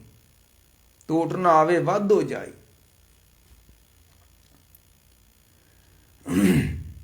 ਧਰਤੀ ਦੇਗ ਮਿਲੀ ਇੱਕ ਵੇਰ। ਕਿੰਨਾ ਪਾਣੀ ਵਰਤ ਰਿਹਾ ਬੰਦਾ ਰੋਜ਼ ਦਾ। ਸਮੁੰਦਰ ਉਸੇ ਤਰ੍ਹਾਂ ਹੀ ਭਰਿਆ, ਦਰਿਆ ਉਸੇ ਤਰ੍ਹਾਂ ਹੀ ਭਰੇ ਵਗਦੇ ਨੇ। ਕਿੰਨਾ ਲੋਹਾ ਵਰਤ ਰਿਹਾ ਬੰਦਾ, ਤੇ ਲੋਹੇ ਦੇ ਪਹਾੜ ਉਸੇ ਤਰ੍ਹਾਂ ਨੇ। ਕਿੰਨਾ ਬੱਜਰੀ ਵਰਤੀ ਜਾ ਰਹੀ ਹੈ, ਰੇਤਾ ਵਰਤੀ ਜਾ ਰਹੀ ਹੈ, ਕੋਈ ਮੁੱਕ ਰਿਹਾ? ਇਹ ਦਾਤਾਂ ਉਹਦੀਆਂ ਨੇ। ਗਾਵੇ ਕੋ ਦਾਤ ਜਾਣੇ ਨਿਸ਼ਾਨ। ਇਹ ਵੀ ਉਹਦੀਆਂ ਨਿਸ਼ਾਨ ਬਖਸ਼ਾ ਸਮਝ ਕੇ ਕਈਆਂ ਨੇ ਕਥਨ ਕੀਤਾ ਵੀ ਇਹ ਧਰਤੀ ਵੀ ਉਹਦੀ ਬਖਸ਼ਿਸ਼ ਵਾ। ਇੱਕ ਪਾਣੀ ਵੀ ਉਸ ਦੀ ਬਖਸ਼ਿਸ਼ ਹੈ। ਕਿੰਨਾ ਤੇਲ ਮਨੁੱਖ ਵਰਤ ਰਿਹਾ ਹੈ, ਕਿੰਨਾ ਪਾਣੀ ਵਰਤ ਰਿਹਾ ਹੈ, ਕਿੰਨਾ ਅਨਾਜ ਵਰਤ ਰਿਹਾ, ਤੇ ਧਰਤੀ ਚੋਂ ਸਭ ਕੁਝ ਨਿਕਲ ਹੀ ਆਉਂਦਾ ਹੈ। ਤਾਂ ਇਸ ਨੂੰ ਕਹਿੰਦੇ ਮਾਤਾ ਧਰਤ, ਮਾਂ ਮਾਏ। ਅੱਜ ਤੋਂ 100 ਸਾਲ ਪਹਿਲਾਂ ਕਿਸੇ ਕੋ ਖਾਣ ਲਈ ਦਾਣੇ ਨਹੀਂ ਸੀ ਹੁੰਦੇ, ਤੇ ਹੁਣ ਤੇ ਆ ਗੋਦਾਮ ਭਰੇ ਪਏ ਨੇ, ਜਿੰਨਾ ਮਰਜ਼ੀ ਦਾਣਾ ਖਾਓ ਮੁੱਕਦਾ ਹੀ ਕੁਛ ਨਹੀਂ। ਹੁਣ ਤਾਂ ਅੱਜ ਤੋਂ 100 ਸਾਲ ਪਹਿਲਾਂ ਖੂਹਾਂ ਦੇ ਪਾਣੀ ਸੁੱਕ ਜਾਂਦੇ ਸੀ, ਫਸਲਾਂ ਸੁੱਕ ਜਾਂਦੀਆਂ ਸੀ, ਕਿਸੇ ਕੋ ਪਾਣੀ ਦੀ ਬੂੰਦ ਨਹੀਂ ਹੁੰਦੀ।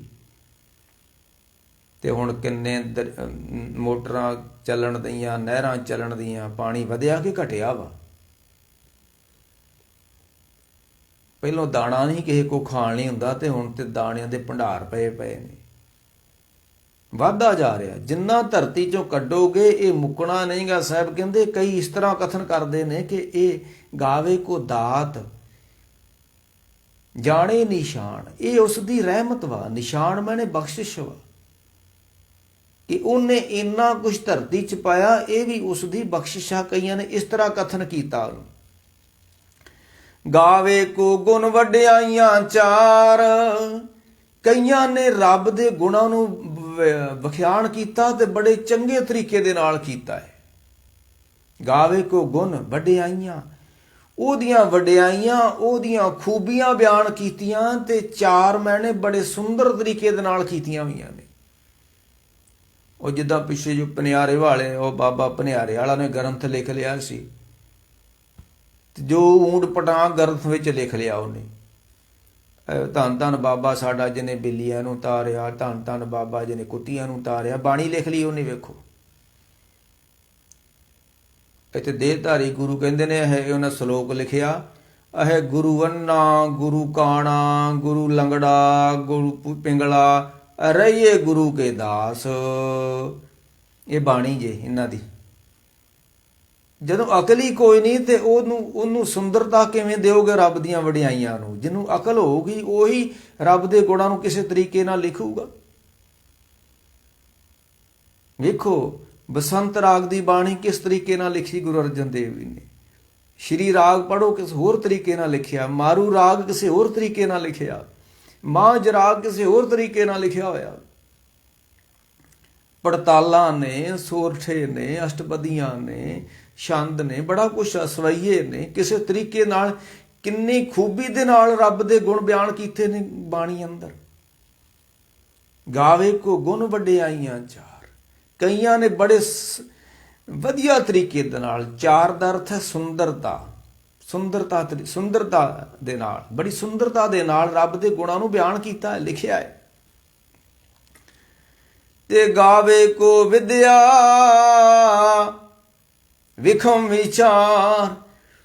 ਤੇ ਕਈਆਂ ਮਹਾਂਪੁਰਖਾਂ ਨੇ ਬੜੀ ਔਖੀ ਵਿਦਿਆ ਦੁਆਰਾ ਰੱਬ ਦੇ ਗੁਣ ਲਿਖੇ ਨੇ। ਹੁਣ ਵੇਦ ਸ਼ਾਸਤਰਾਂ ਨੂੰ ਸਮਝਣਾ ਕੋਈ ਸੌਖੀ ਕੰਮ ਥੋੜਾ ਵਾ, ਸੌਖਾ ਕੰਮ ਥੋੜਾ ਵਾ। ਸਾਨੂੰ ਤੇ ਜਪਜੀ ਸਾਹਿਬ ਦਾ ਨਹੀਂ ਪਤਾ ਲੱਗਣ ਦਿਆ ਕੀ ਲਿਖਿਆ, ਤੇ ਸੰਸਕ੍ਰਿਤੀ ਦਾ ਕਿੱਥੋਂ ਪਤਾ ਲੱਗ ਜਾਣਾ ਹੈ? ਕਈ ਕਹਿਣਗੇ ਇਹ ਪਤਾ ਨਹੀਂ ਲੱਗਦਾ ਹੈ ਬਾਣੀ ਕਹਿੰਦੀ ਕੀ ਆ। ਸੁਣ ਲਈਦਾ ਰਾਗੀਆਂ ਨੂੰ ਪਰ ਪਤਾ ਨਹੀਂ ਲੱਗਦਾ। ਤੇ ਹੁਣ ਅਕਲ ਘਟਦੀ ਜਾ ਰਹੀ ਆ ਤੇ ਰਾਗੀਆਂ ਦੀ ਕਦਰ ਘਟਦੀ ਜਾ ਰਹੀ ਆ, ਤੇ ਢਾਡੀਆਂ ਤੇ ਕਵੀਸ਼ਰਾਂ ਨੂੰ ਗੁਰਦੁਆਰਿਆਂ ਚ ਵਾੜਿਆ ਜਾ ਰਿਹਾ। ਹੁਣ ਜਿਉਂ-ਜਿਉਂ ਧਰਮ ਦੀ ਸਿਆਣਪ ਘਟੇਗੀ ਬੰਦਿਆਂ ਅੰਦਰੋਂ, ਤਿਉਂ ਰਾਗ ਦੀ ਕਦਰ ਖਤਮ ਹੋ ਜਾਏਗੀ। ਹੁਣ ਰਾਗੀਆਂ ਨੇ ਸੁਣਾਉਣਾ ਹੁੰਦਾ ਸੱਚ, ਤੇ ਢਾਡੀਆਂ ਨੇ ਸੁਣਾਉਣਾ ਹੁੰਦਾ ਵਾ ਝੂਠ, ਤੇ ਲੋਕਾਂ ਨੂੰ ਪਸੰਦ ਵਾ ਝੂਠ। ਮਹਿਲ ਸਿੰਘ ਵਰਗਿਆਂ ਨੇ ਸਾਰੀ ਜ਼ਿੰਦਗੀ ਝੂਠ ਹੀ ਲਿਖਿਆ ਬੋਲਿਆ, ਉਹ ਕਿ ਸਕੋ ਕੋਈ ਸੱਚ ਥੋੜਾ ਬੋਲਿਆ ਇਹਨਾਂ ਲੋਕਾਂ ਨੇ। ਇਹ ਝੂਠ ਲੋਕਾਂ ਨੂੰ ਪਸੰਦ ਵਾ। ਮਰਗ ਦੇ ਗਾਵੇ ਕੋ ਵਿਦਿਆ ਵਿਖਮ ਵਿਚਾਰ। ਕਈਆਂ ਨੇ ਰੱਬ ਨੂੰ ਬੜੇ ਔਖੀ ਵਿਦਿਆ ਵਿੱਚ ਲਿਖਿਆ। ਜਿਸ ਤਰ੍ਹਾਂ ਗੁਰੂ ਗ੍ਰੰਥ ਸਾਹਿਬ ਦਾ ਪਤਾ ਨਹੀਂ ਆਉਂਦਾ ਜੈਦੇਵ ਦਾ, ਪਰਮਾਦ ਪੁਰਖ ਮਨੁ ਪਿਮੰਗ ਸਤਿ ਆਦ ਭਾਵ ਰਤੰ ਪਰਮਦ ਪੁੱਤੰ ਪਰਮਦ ਪੁੱਤੰ ਪਰਕ੍ਰਿਤ ਜਦ ਸਰਬ ਚਿਤ ਗਤੰ ਕੇਵਲ ਰਾਮ ਨਾਮ ਮਨੋਰਮੰ ਬਧ ਅੰਮ੍ਰਿਤ ਤਤ ਮਾਇਨ। ਇਹ ਕਿੱਡੀ ਔਖੀ ਵਿਦਿਆ ਹੈ। ਇਹ ਸਭ ਤੋਂ ਔਖਾ ਪਦਾ ਗੁਰੂ ਗ੍ਰੰਥ ਸਾਹਿਬ ਦਾ। ਬਧ ਅੰਮ੍ਰਿਤ ਤਤ ਮਾਇਨ ਨਾ ਦਨੋਤ ਜਦ ਸਮਰੇਨ ਜਰਮ ਜਰਾਦ ਮਰਾ ਪਰਮੰ ਇਸ਼ਿਸ਼ ਜਮਾਦ ਪਰਾ ਭਰਿੰ। ਇਹ ਕਿੱਡੀ ਔਖੀ ਵਿਦਿਆ ਹੈ।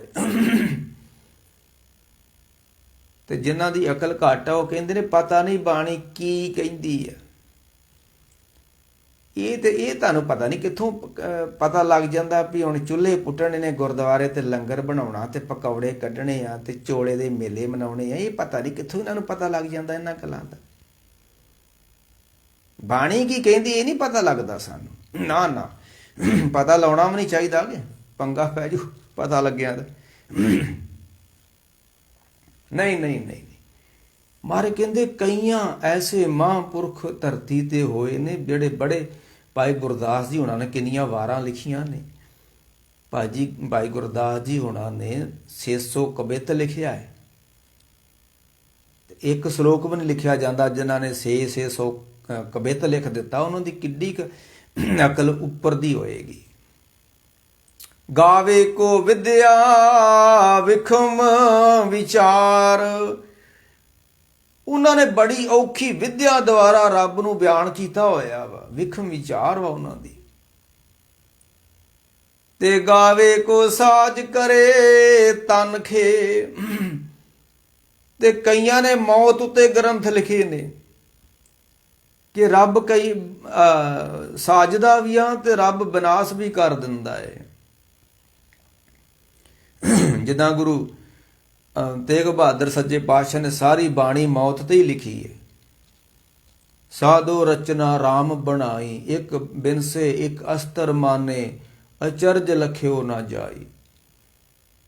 ਅਚਰਜ ਲੀਲਾ ਹੋ ਰਹੀ ਹੈ ਮੇਰੇ ਸਾਹਮਣੇ, ਹੈ ਪਰਮੇਸ਼ਰ ਤੇਰੀ, ਆਗੇ ਦੇਖੋ ਡੋ ਜਲੋ।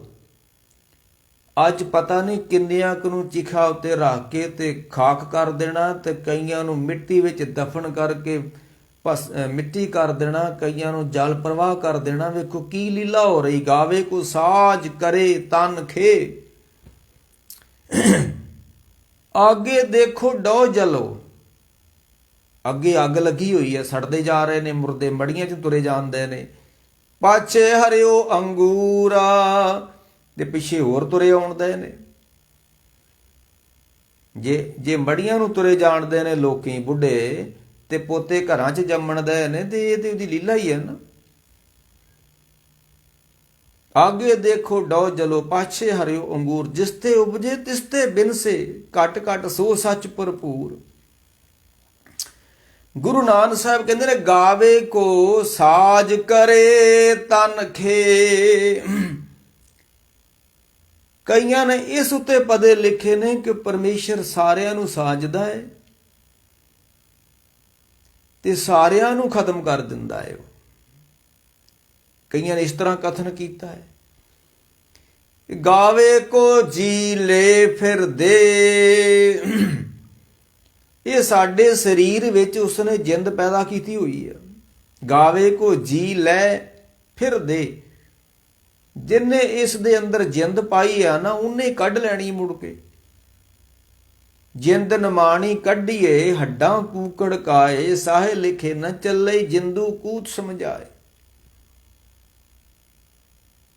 ਤੇ ਮਰ ਕੇ ਗਾਵੇ ਕੋ ਸਾਜ ਕਰੇ ਤਨ ਖੇ, ਗਾਵੇ ਕੋ ਜੀ ਲੈ ਫਿਰ ਦੇ, ਗਾਵੇ ਕੋ ਜਾਪੇ ਦਸੇ ਦੂਰਾ।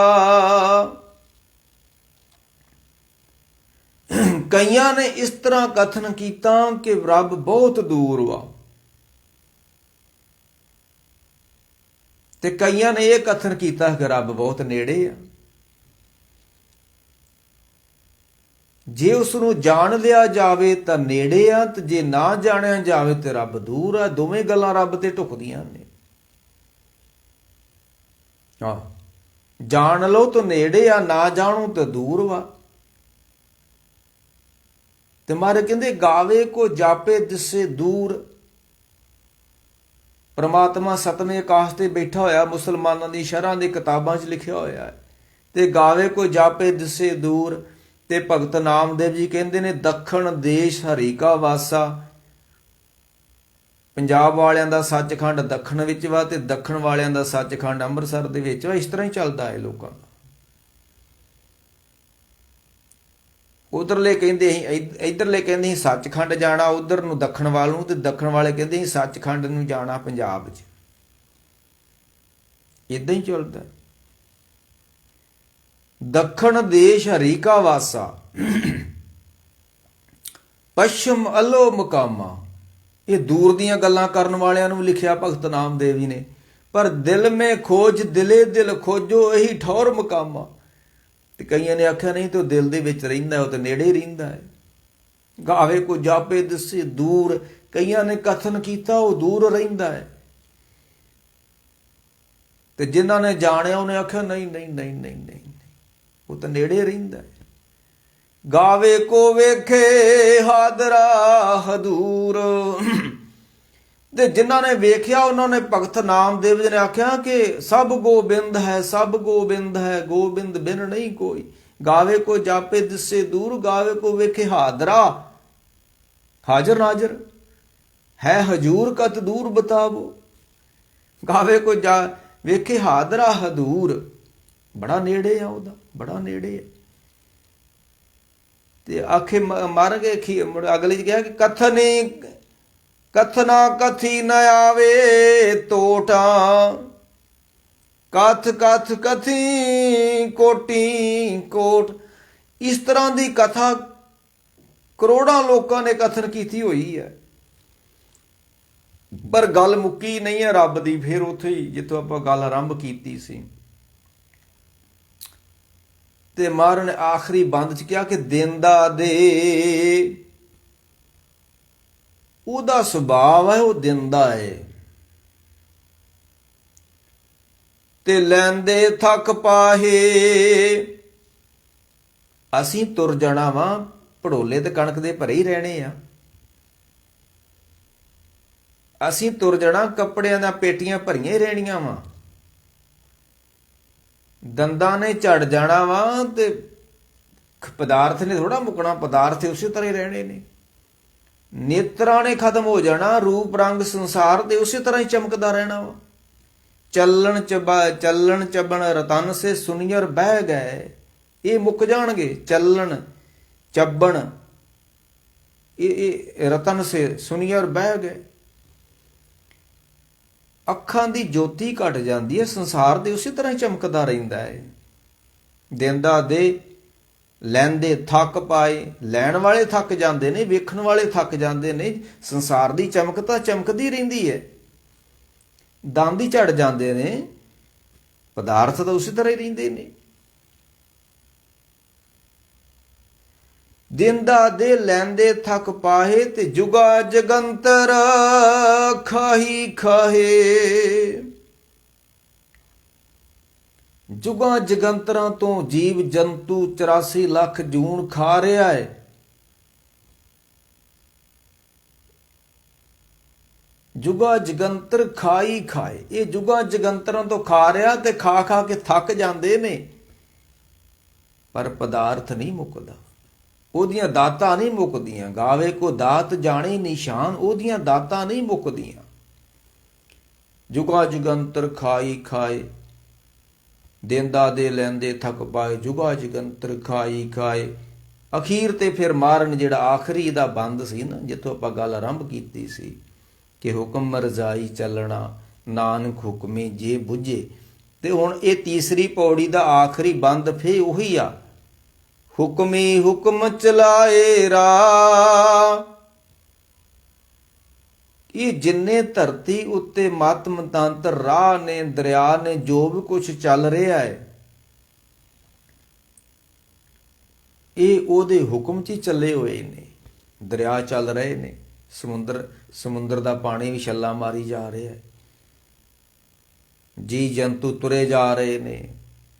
ਧਰਤੀ ਉੱਤੇ ਨਵੇਂ ਮੱਤ ਬਣਦੇ ਜਾਂਦੇ ਨੇ, ਪੁਰਾਣੇ ਮੱਤ ਮਿਟਦੇ ਜਾਂਦੇ ਨੇ, ਨਵੇਂ ਰਾਹ ਹਾਈਵੇ ਬਣਦੇ ਜਾਂਦੇ ਨੇ, ਛੋਟੇ ਰਾਹ ਬੰਦ ਹੋਈ ਜਾਂਦੇ ਨੇ।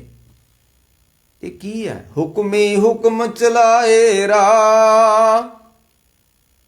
ਇਹ ਹੁਕਮੀ ਦੇ ਹੁਕਮ ਅੰਦਰ ਹੀ ਮਰਜ਼ਾਦਾਂ ਬਣੀਆਂ ਹੋਈਆਂ ਨੇ। ਰੁੱਤਾਂ ਥਿੱਤਾਂ ਵਾਰਾਂ ਸਭ ਉਹਦੇ ਹੁਕਮ 'ਚ ਹੀ ਬਣੀਆਂ ਹੋਈਆਂ ਨੇ। ਤੇ ਨਾਨਕ ਬਿਗਸੇ ਵੇ ਪਰਵਾਹ। ਉਹ ਬੇਪਰਵਾਹ ਵਾ। ਇੰਨਾ ਖਲਾਰਾ, ਇੰਨਾ ਪਸਾਰਾ, ਵੱਡਾ ਦਾਤਾ ਤਿਲ ਨਾ ਤਮਾਏ। ਇੰਨਾ ਵੱਡਾ ਸਾਜੂ ਸਮਾਨ ਹੁੰਦਿਆਂ ਵੀ ਫੇਰ ਵੀ ਉਹਨੂੰ ਤਮਾ ਨਹੀਂ ਹੈ ਕੋਈ। ਤੇ ਫਿਰ ਕੀ ਆਓ, ਨਾਨਕ ਬਿਗਸੇ ਵੇ ਪਰਵਾਹ। ਬੇਪਰਵਾਹ ਵਾ, ਉਹਨੂੰ ਕੋਈ ਫਿਕਰ ਨਹੀਂ ਹੈ। ਉਹਨੂੰ ਕੋਈ ਫਿਕਰ ਨਹੀਂ ਹੈ ਧਰਤੀ ਵਿੱਚੋਂ ਪਾਣੀ ਨਾ ਮੁੱਕ ਜੇ, ਸਾਨੂੰ ਫਿਕਰ ਵਾ। ਉਹਨੂੰ ਕੋਈ ਫਿਕਰ ਨਹੀਂ ਹੈ ਦਰਿਆ ਨਾ ਸੁੱਕ ਜਾਣ, ਕੋਈ ਫਿਕਰ ਨਹੀਂ ਹੈ ਉਹਨੂੰ ਦਾ। ਆ ਪਿੱਛੇ ਸਾਨੂੰ ਲੋਕਾਂ ਨੂੰ ਫਿਕਰ ਪੈ ਗਿਆ ਹੈ, ਬਰਫ਼ ਖੁਰ ਗਈ, ਬਰਫ਼ ਖੁਰ ਗਈ। ਤੇ ਉਹਨੂੰ ਨਹੀਂ ਫਿਕਰ ਪਿਆ ਖੁਰ ਗਈ ਆ, ਉਹਨੇ 4 ਗੁਣਾ ਹੋਰ ਵੱਧ ਬਰਫ਼ ਬਣਾ ਦਿੱਤੀ, ਫੇਰ ਕੀ ਹੋ ਗਿਆ ਖੁਰ ਗਈ ਤਾਂ। ਇਹ ਹੁਣ ਜੰਗ ਲੱਗਣੀ ਹੈ, ਵਿਸ਼ਵ ਯੁੱਧ ਹੋਣਾ ਕਈ ਕਹਿੰਦੇ ਆ, ਤੇ ਫੇਰ ਕੀ ਹੋਊਗਾ? ਮਰ ਜਾ ਦੁਨੀਆ ਮਰ ਜੂਗੀ ਤੇ ਉਹਨੇ 1 ਸੈਕਿੰਡ ਵਿੱਚ ਫੇਰ ਨਵੀਂ ਦੁਨੀਆ ਪੈਦਾ ਕਰ ਦੇਣੀ। ਫੇਰ ਕੀ ਹੋ ਜਾਣਾ? ਮਰ ਜੂਗੀ ਤੇ ਕਿਨਮੇ ਥਾਪੋ ਥਾਪਣ ਹਾਰਾ, ਆਪਣ ਹਾਥ ਮਤਾਂਤ। ਇਹ ਮਾਰਨ ਵਾਲਿਆਂ ਨੂੰ ਤੇ ਕੁਝ ਦਿਨ ਲੱਗ ਜਾਣੇ, ਦੁਨੀਆ ਮਾਰਨ ਵਾਲਿਆਂ ਨੂੰ, ਪਰ ਬਣਾਉਣ ਵਾਲੇ ਨੂੰ 1 ਸੈਕਿੰਡ ਹੀ ਲੱਗਣਾ ਦੁਨੀਆ ਬਣਾਉਂਦਿਆਂ। ਕੋਈ ਉਹਨੂੰ ਨਹੀਂ ਫਿਕਰ ਕੋਈ ਹੈਗਾ। ਨਾਨਕ ਵਿਗਸੇ ਵੇ ਪਰਵਾਹ। ਜੰਗ ਲੱਗ ਜੇ, ਸਾਰੀ ਦੁਨੀਆ ਖਤਮ ਹੋ ਜੇ, ਸਭ ਕੁਝ ਤਹਿਸ ਨਹਿਸ ਹੋ ਜੇ, ਤੇ ਉਹਨੂੰ ਥੋੜਾ ਕੋਈ ਫਿਕਰ ਪੈ ਜਾਣਾ ਵੀ ਦੁਨੀਆ ਮਰ ਗਈ ਹੈ। ਇੰਨੇ ਰੋਜ਼ ਦੇ ਲੋਕ ਮਰਦੇ ਨੇ ਤੇ ਰੱਬ ਨੂੰ ਫਿਕਰ ਥੋੜਾ ਵੀ ਮਰ ਗਿਆ ਕੋਈ। ਕੋਈ ਫਿਲਮਾਂ ਵਿੱਚ ਕੰਮ ਕਰਨ ਵਾਲਾ ਮਰ ਜੇ ਤੇ ਸਾਡੀ ਕੌਮ ਉੱਥੇ ਇਕੱਠੀ ਹੋ ਜਾਂਦੀ ਹੈ, ਫਿਰ ਰੋਂਦੀ ਫਿਰਦੀ ਕੌਮ ਸਾਡੀ। ਇਹ ਜਿਹੀਆਂ ਲਾਪਰਵਾਹੀਆਂ, ਇਹ ਜਿਹੀਆਂ ਗੱਲਾਂ ਰੱਬ ਦਾ ਥੋੜ੍ਹਾ ਕੋਈ, ਰੱਬ ਤੇ ਥੋੜ੍ਹਾ ਕੋਈ ਅਸਰ ਵਾ। ਕੋਈ ਮਰ ਗਿਆ, ਕੋਈ ਤਾਂ ਇੱਕ ਮਰ ਗਿਆ ਤਾਂ ਹਜ਼ਾਰਾਂ ਪੈਦਾ ਕਰ ਸਕਦਾ, ਉਹਨੂੰ ਕੀ ਫਿਕਰ। ਨਹੀਂ ਨਹੀਂ ਨਹੀਂ, ਹੁਕਮ ਹੀ ਹੁਕਮ ਚਲਾਏ ਰਾਹ, ਨਾਨਕ ਵਿਗਸੇ ਬੇਪਰਵਾਹ। ਬੇਪਰਵਾਹ ਵਾ ਉਹ, ਕੋਈ ਉਹਨੂੰ ਪਰਵਾਹ ਹੀ ਨਹੀਂ। ਤੁਸੀਂ ਐਟਮ ਬੰਬ ਬਣਾ ਕੇ ਰੱਖੇ ਹੋਏ ਨੇ ਦੁਨੀਆ ਨੂੰ ਮਾਰਨ ਵਾਸਤੇ, ਚਲਾ ਦਿਓ, ਦੁਨੀਆ ਮਰ ਜਾਏਗੀ, ਤਹਿਸ ਨਹਿਸ ਹੋ ਜਾਏਗਾ, ਸਭ ਕੁਝ ਖਤਮ ਹੋ ਜਾਏਗਾ, ਫੇਕ ਹੋ ਜਾਊਗਾ, ਉਹਨੂੰ ਤਾਂ ਕੋਈ ਫਿਕਰ ਨਹੀਂ ਹੈ। ਤੇ ਮਹਾਰਾਜ ਕਹਿੰਦੇ ਕਿਉਂ ਨਹੀਂ ਫਿਕਰ ਉਸ ਨੂੰ, ਉਹ ਬੇਪਰਵਾਹ ਵਾ, ਉਹ ਲਾਪਰਵਾਹ ਵਾ।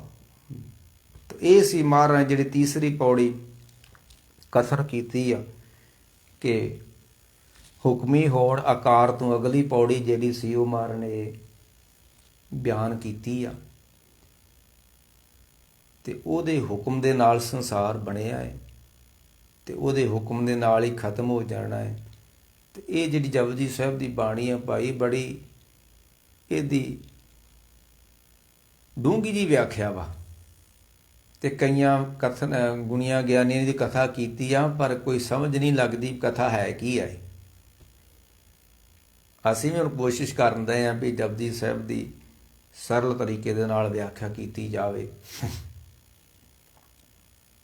ਪਰ ਕਿਉਂਕਿ ਇਹ ਸਾਰੇ ਬ੍ਰਹਿਮੰਡ ਦਾ ਗਿਆਨ ਵਾ ਜਪਜੀ ਸਾਹਿਬ ਦੇ ਅੰਦਰ। ਰਾਤੀ ਰੁੱਤੀ ਥਿੱਤੀ ਵਾਰ, ਪੌਣ ਪਾਣੀ ਅਗਨੀ ਪਤਾਲ, ਤਿਸ ਵਿੱਚ ਧਰਤੀ ਠਾਕ ਰੱਖੀ। ਕੱਲਾ ਸੱਚ ਦਾ ਗਿਆਨ ਨਹੀਂ ਹੈ ਜਪਜੀ ਸਾਹਿਬ, ਸਾਰੇ ਬ੍ਰਹਿਮੰਡ ਦਾ ਗਿਆਨ ਵਾ। ਤੇ ਜਿੱਥੇ ਅਸੀਂ ਸੱਚ ਦੇ ਸੱਚ ਨੂੰ ਬਿਆਨ ਨਹੀਂ ਕਰ ਸਕਦੇ, ਉੱਥੇ ਬ੍ਰਹਿਮੰਡ ਦਾ ਗਿਆਨ ਕਿਵੇਂ ਬਿਆਨ ਕਰਾਂਗੇ। ਤੇ ਮਹਾਰਾਜ ਕਿਰਪਾ ਕਰਨ ਸੱਚੇ ਪਾਤਸ਼ਾਹ, ਧੰਨ ਗੁਰੂ ਨਾਨਕ ਦੇਵ ਮਹਾਰਾਜ ਸੱਚੇ ਪਾਤਸ਼ਾਹ, ਇਹ ਅੰਮ੍ਰਿਤ ਰੂਪੀ ਬਾਣੀ ਜਿਹੜੀ ਸਾਡੀ ਜ਼ਿੰਦਗੀ ਦਾ ਹਿੱਸਾ ਬਣੇ। ਤੇ ਵੱਡੀ ਗੱਲ ਇਹ ਆ ਵੀ ਜਿਉਂ ਇਹ ਜਪਜੀ ਸਾਹਿਬ ਨੂੰ ਕੋਈ ਬੰਦਾ ਪੜ੍ਹਦਾ ਵਾ ਨਾ, ਤੇ ਰੋਜ਼ ਨਿਤ ਨਵਾਂ ਹੀ ਅਨੁਭਵ ਹੁੰਦਾ ਹੈ। ਰੋਜ਼ ਨਵੀਂ ਇਕਾਗਰਤਾ ਮਨ ਦੇ ਵਿੱਚ ਪੈਦਾ ਹੁੰਦੀ ਹੈ ਜਪਜੀ ਸਾਹਿਬ ਨੂੰ ਪੜ੍ਹਦੇ ਹੋਏ। ਤੇ ਕੋਈ ਵਿਰਲਾ ਧਰਮ ਸਥਾਨ ਹੋਊਗਾ ਜਿੱਥੇ ਜਪਜੀ ਸਾਹਿਬ ਦਾ ਪਾਠ ਨਹੀਂ ਹੁੰਦਾ, ਤੇ ਬਹੁਤ ਘੱਟ ਸਿੱਖ ਨੇ ਜਿਹੜੇ ਜਪਜੀ ਸਾਹਿਬ ਦਾ ਪਾਠ ਵੀ ਕਰਦੇ ਨੇ ਕਈ, ਪਰ ਉਹ ਇਸ ਤਰ੍ਹਾਂ ਹੀ ਕਰਦੇ ਨੇ, ਸੋਚੇ ਸੋਚਣਾ ਹੋਏ, ਜੇ ਸੋਚੀ ਲਖਵਾਰ, ਜੁੱਪੇ ਚੁੱਪਣਾ ਹੋ ਬਈ, ਪਰ ਹੈ ਕੀ ਆ ਇਹ ਨਹੀਂ ਪਤਾ ਲੱਗਣ ਦਿਆ। ਨਹੀਂ ਨਹੀਂ, ਇਹ ਕੋਸ਼ਿਸ਼ ਕਰਾਂਗੇ ਇਹ ਪਤਾ ਲੱਗ ਸਕੇ ਵੀ ਹੈ ਕੀ ਹੈ। ਤੋ ਮਹਾਰਾਜ ਕਿਰਪਾ ਕਰਨ, ਇਹ ਬੜਾ ਵੱਡਾ ਗੂੜ ਗਿਆਨ ਹੈ, ਛੋਟੀ ਗੱਲ ਨਹੀਂ ਹੈ। ਇਹ ਤਾਂ ਕਿਸੇ ਪੱਖ ਨੂੰ ਤੁਸੀਂ ਲੈ ਕੇ ਤੁਰ ਪਾਓ। ਜਿੱਦਾਂ ਉਹ ਅੱਗੇ ਜਾ ਕੇ ਇੱਕ ਮਹਾਰਾਜ ਦਾ ਵੱਡਾ ਪਤਾ ਆਉਣਾ ਕਿ ਉਹ ਜਿਹੜਾ ਗਾਉਣ ਵਾਲਾ, ਗਾਵਣ ਤੁਹਾਨੂੰ ਪੌਣ ਪਾਣੀ ਬਸੰਤਰ ਗਾਵੇ ਰਾਜਾ ਧਰਮ ਦਵਾਰੇ, ਗਾਵਣ ਤੁਹਾਨੂੰ ਚਿੱਤ ਗੁਪਤ ਲਿਖ ਜਾਣਨ ਲਿਖ ਲਿਖ ਧਰਮ ਵਿਚਾਰੇ। ਇਹਦੀ ਵਿਆਖਿਆ ਨਹੀਂ ਅਜੇ ਤੱਕ ਕੋਈ ਕਰ ਸਕਿਆ। ਇਹ ਧਰਤੀ ਕਿਵੇਂ ਗਾ ਰਹੀ ਆ, ਪੌਣ ਪਾਣੀ ਕਿਵੇਂ ਗਾ ਰਹੇ ਨੇ, ਕਿਸ ਤਰ੍ਹਾਂ ਹੋ ਰਿਹਾ ਹੈ, ਇਹਦੀ ਕੋਈ ਕਥਾ ਨਹੀਂ ਕਰ ਸਕਿਆ। ਸਾਡੇ ਕੋਲ ਕਿੱਥੋਂ ਹੋਣੀ ਹੈ। ਤੇ ਮਹਾਰਾਜ ਕਿਰਪਾ ਕਰਨ, ਇਹ ਗੁਰੂ ਗ੍ਰੰਥ ਸਾਹਿਬ ਸਾਰੇ ਦਾ ਨਿਚੋੜ ਆ ਜਪਜੀ ਸਾਹਿਬ। ਤੇ ਜਪਜੀ ਸਾਹਿਬ ਦਾ ਨਿਚੋੜ ਪਿੱਛੇ ਆ ਜਾਓ ਤੇ ਇੱਕੋ ਤੁਕ ਵਿੱਚ ਗੱਲ ਹੈ ਕਿ ਕਿਵ ਸਚਿਆਰਾ ਹੋਈਏ, ਕਿਵ ਕੂੜੇ ਟੁੱਟੇ ਪਾਲ, ਹੁਕਮ ਰਜ਼ਾਈ ਚੱਲਣਾ, ਨਾਨਕ ਲਿਖਿਆ ਨਾਲ। ਹੁਕਮ ਨਾ ਜਾਪੀ ਖਸਮ ਕਾ, ਜੇ ਕਿਸੇ ਵਡਾਈ ਦੇ। ਇਹ ਹੁਕਮ ਨਾ ਜਾਣੇ ਬਹੁਤਾ ਰੋਵੇ। ਜਿੰਨਾ ਚਿਰ ਅਸੀਂ ਰੱਬ ਦੇ ਹੁਕਮ ਨੂੰ ਨਹੀਂ ਨਾ ਜਾਣਦੇ, ਉਹਨਾਂ ਚਿਰ ਥੋੜਾ ਦੁੱਖ ਵੀ ਸਾਨੂੰ ਬਹੁਤਾ ਦੁਖੀ ਕਰ ਜਾਂਦਾ। ਜਿਸ ਦਿਨ ਅਸੀਂ ਉਹਦੇ ਭਾਣੇ ਨੂੰ ਜਾਣ ਲਿਆ, ਹੁਕਮ ਨਾ ਜਾਣੇ ਬਹੁਤਾ ਰੋਵੇ, ਅੰਤਰ ਧੋਖਾ ਨੀਂਦ ਨਾ ਸੋਵੇ, ਜੇ ਤਨ ਖਸਮੇ ਚੱਲੇ ਰਜਾਈ। ਜਿੱਦਣ ਅਸੀਂ ਉਹਦੇ ਰਜਾ 'ਚ ਚੱਲੇ, ਦਰ ਘਰ ਮਹਿਲਾਂ, ਦਰ ਘਰ ਸੋਭਾ ਮਹਿਲ ਬਲਾਈ। ਜਿੱਦਣ ਸਾਨੂੰ ਉਹਦੇ ਭਾਣੇ ਦਾ ਰਸ ਆ ਗਿਆ, ਉਸ ਦਿਨ ਉਹਨੇ ਸਾਨੂੰ ਆਪਣੇ ਨਾਲ ਮਿਲਾ ਲੈਣਾ ਹੈ। ਇਹ ਜਿਹੜੀਆਂ 3 ਪੌੜੀਆਂ ਸੀ, ਹੁਕਮ ਰਜਾਈ ਚੱਲਣਾ, ਨਾਨਕ ਹੁਕਮੇ ਜੇ ਬੁੱਝੇ, ਹੁਕਮੀ ਹੁਕਮ ਚਲਾਏ ਰਾਓ, ਇਹ ਰੱਬ ਦੇ ਹੁਕਮ ਦੇ ਉੱਤੇ ਲਿਖੀਆਂ ਗੁਰੂ ਨਾਨਕ ਸਾਹਿਬ ਨੇ ਇਹ ਪੌੜੀਆਂ ਸੀ।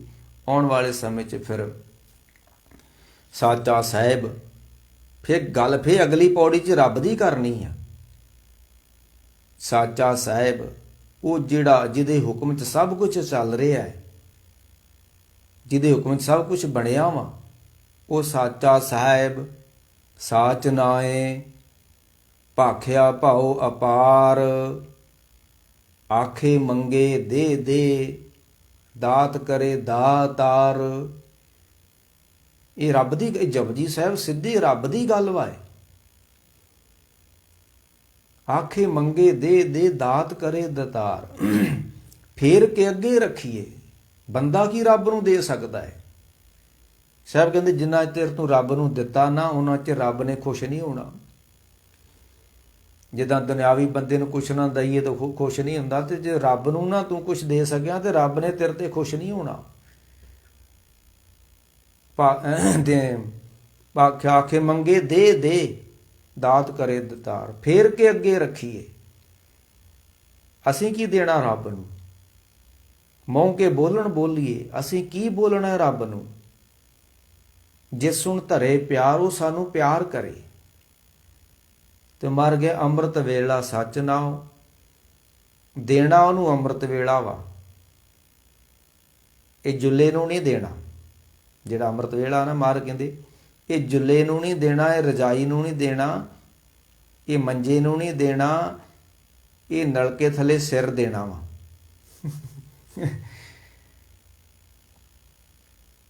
ਇਹ ਜੁੱਲੇ ਨੂੰ ਦੇਣ ਦਾ ਸਮਾਂ ਹੀ ਨਹੀਂ ਅੰਮ੍ਰਿਤ ਵੇਲਾ। ਇਹ ਸਮਾਂ ਰੱਬ ਨੂੰ ਦੇਣ ਦਾ ਤੇ ਟੂਟੀ ਥੱਲੇ ਸਿਰ ਦੇਣ ਦਾ ਟਾਈਮ ਹੁੰਦਾ ਹੈ ਅੰਮ੍ਰਿਤ ਵੇਲਾ। ਜਿਸ ਫਿਰ ਕੇ ਅੱਗੇ ਰੱਖੀਏ, ਕੀ ਰੱਖਣਾ ਉਹਦੇ ਅੱਗੇ? ਜਿਸ ਸੁਣ ਤਰੇ ਅੰਮ੍ਰਿਤ ਵੇਲਾ ਸੱਚ ਨਾਉ, ਅੰਮ੍ਰਿਤ ਵੇਲਾ ਉਹਨੂੰ ਦੇ ਦੇਣਾ ਹੈ, ਅੰਮ੍ਰਿਤ ਵੇਲੇ ਟੂਟੀ ਥੱਲੇ ਸਿਰ ਦੇ ਦੇਣਾ। ਇਹ ਉਹਦੀ ਭੇਟਾ ਵਾ। ਫਿਰ ਕੇ ਅੱਗੇ ਰੱਖੀਏ ਜਿੱਦ ਮੂੰਹ ਕੇ ਬੋਲ, ਜਿਸ ਸੁਣ ਧਰੇ ਪਿਆਰ। ਜਿਹੜਾ ਜੁੱਲੇ 'ਚ ਪਿਆਰ ਰਹਿੰਦਾ ਉਹਨੂੰ ਪਿਆਰ ਨਹੀਂ ਕਰਦਾ ਉਹ ਅੰਮ੍ਰਿਤ ਵੇਲੇ। ਕਿਉਂ? ਫਰੀਦਾ ਰਾਤ ਖਥੂਰੀ ਵੰਡੀਏ, ਉਹ ਰਾਤ ਨੂੰ ਆਪਣੇ ਪ੍ਰੇਮ ਦੀ ਦਾਤ ਵੰਡਦਾ ਤੇ ਸੁੱਤਿਆਂ ਨੂੰ ਨਫ਼ਰਤ ਕਰਦਾ ਵਾ। ਰਾਤ ਖਤੂਰੀ ਵੰਡੀਏ, ਸੁੱਤਿਆਂ ਮਿਲੇ ਨਾ ਪਾਓ, ਜਿਨ੍ਹਾਂ ਨੈਣ ਨਿੰਦਰਾਵਲੇ ਤਿੰਨੋਂ ਮਿਲਣ ਕਵਾਓ। ਉਹਨਾਂ ਨੂੰ ਦਿੰਦਾ ਹੀ ਨਹੀਂ ਗਾ। ਉਹ ਪ੍ਰੇਮ ਵੰਡਦਾ ਹੈ, ਉਹ ਨਾਮ ਵੰਡਦਾ ਹੈ ਅੰਮ੍ਰਿਤ ਵੇਲੇ।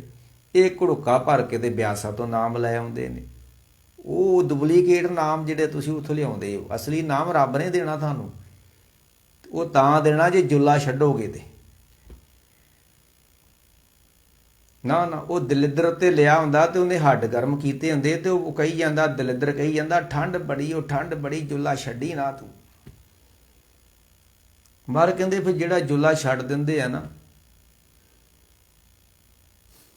ਇਹ ਗੱਲਾਂ ਕਰਨੀਆਂ ਸਿਖਾਉਂਦੀਆਂ, ਛੱਡਣਾ ਬੜਾ ਔਖਾ ਹੁੰਦਾ ਜੁੱਲਾ ਜਦੋਂ ਹੱਡ ਨਿੱਘੇ ਹੋਏ ਹੋ ਨਾ ਅੰਮ੍ਰਿਤ ਵੇਲੇ। ਮਰ ਕਹਿੰਦੇ ਤੂੰ ਅੰਮ੍ਰਿਤ ਵੇਲਾ ਉਹਨੂੰ ਦੇ ਦੇ, ਅੰਮ੍ਰਿਤ ਵੇਲੇ ਤੂੰ ਸਿਰ ਟੂਟੀ ਥੱਲੇ ਦੇ ਦੇ। ਇਹ ਉਹਦੀ ਭੇਟਾ ਵਾ। ਫਿਰ ਕੇ ਅੱਗੇ ਰੱਖੀਏ ਜਿੱਦ ਸਿੰਘ ਦਰਬਾਰ, ਮੂੰਹ ਕੇ ਬੋਲਣ ਬੋਲੀਏ, ਜਿਸ ਸੁਣ ਧਰੇ ਪਿਆਰ। ਅੰਮ੍ਰਿਤ ਵੇਲਾ